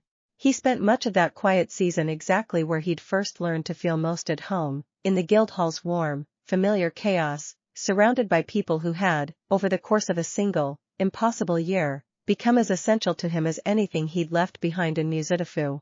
Erza took him ice skating on Magnolia's frozen canal one particularly bright afternoon, an activity Izuku proved comically bad at despite his usual physical competence, the two of them laughing more freely than either seemed entirely used to as he stumbled through his third fall in 10 minutes.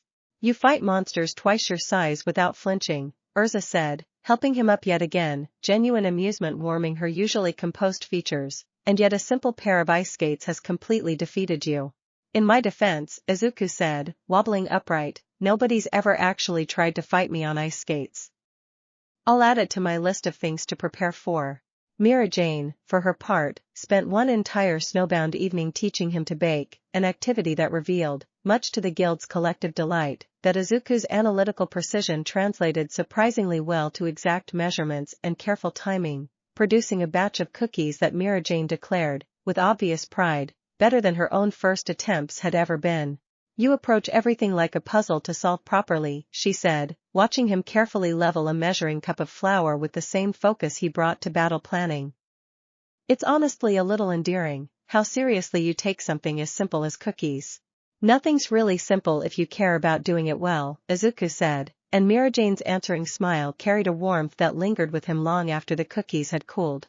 Lucy dragged him to the town's winter market more than once, delighting in showing him small, ordinary wonders of Earthland life he'd never quite gotten around to experiencing amid a year full of dark guilds and diplomatic standoffs, and Juvia, in her own quiet way, simply made certain he was never without company on the coldest evenings, appearing at his side with warm drinks and comfortable silence exactly when either was needed most. It was, Izuku reflected, one particularly still evening, watching snow fall gently past the Guildhall's frosted windows while four women he had come to love in four distinct, equally profound ways moved easily around him in the golden lamplight, the first time in either world he had ever fully believed that a quiet, ordinary happiness like this one was something he was allowed to simply keep, without waiting for the next crisis to prove he deserved it. Chapter 46, A Conversation Overdue. It was Erza who finally raised the question that had been quietly circling the edges of the whole guild's conversation since the tournament's end. catching Izuku alone in the training yard on a crisp morning when the last of the winter snow had just begun to thaw into the first hints of an early spring. Master Makarov will not lead this guild forever, she said, without preamble, watching him carefully for his reaction. He has spoken, more than once this past month, of eventually stepping back from the role. Guild masters do not simply appoint themselves.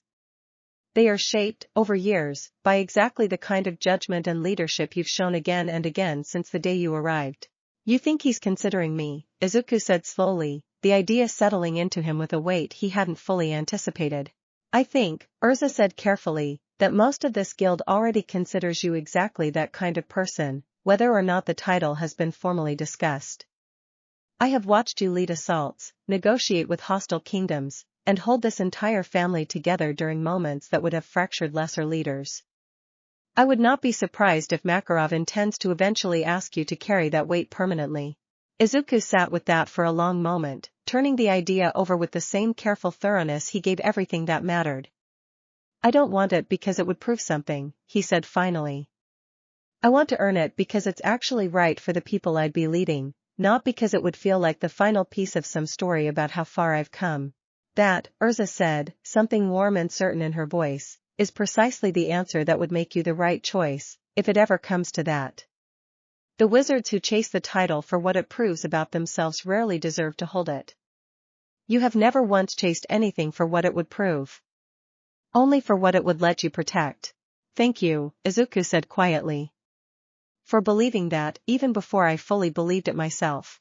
I have believed a great many things about you since the day I found you fighting a Vulcan with nothing but a rope, Erza said, a faint, genuine smile finally breaking through her usual composure. Very few of them have ever been wrong. Chapter 47, The Weight Makarov Carries.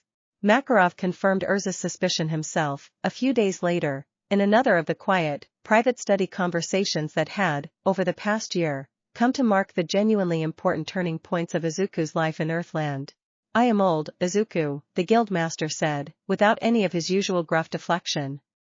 Older than I let the guild see most days, because a family needs to believe its foundation is steady even when the person holding it up privately knows otherwise. I have led fairy tale through wars, tragedies, and triumphs I never expected to survive, and I have begun, this past year, to think seriously about who might carry that weight when I no longer can. And you're considering me, Izuku said, not quite a question anymore. I am, Makarov confirmed. Not because you fell through a portal, and not because your power is unusual, though both of those things certainly made this guild story more interesting. I am considering you because I have watched, for a full year now, exactly how you treat power. You have never once used strength to elevate yourself over the people around you. You use it, every single time, to make certain the people who trust you never have to face danger without you standing beside them. He studied Izuku carefully. That is the entire foundation this guild was built on, long before either of us arrived in it. I would trust you to protect that foundation as fiercely as I have. I'm honored, Izuku said, and meant it fully, though something in his chest still turned the weight of it over carefully, respectfully, unwilling to accept anything so significant without giving it the full consideration it deserved. I'd want time. Not because I doubt wanting this eventually. Because a decision this large deserves more than an answer given in the heat of the moment it's offered. That, Makarov said, smiling now, is precisely the kind of careful, deliberate thinking that makes me confident in offering it at all. Take whatever time you need, boy. This guild is not going anywhere, and neither, I suspect, are you.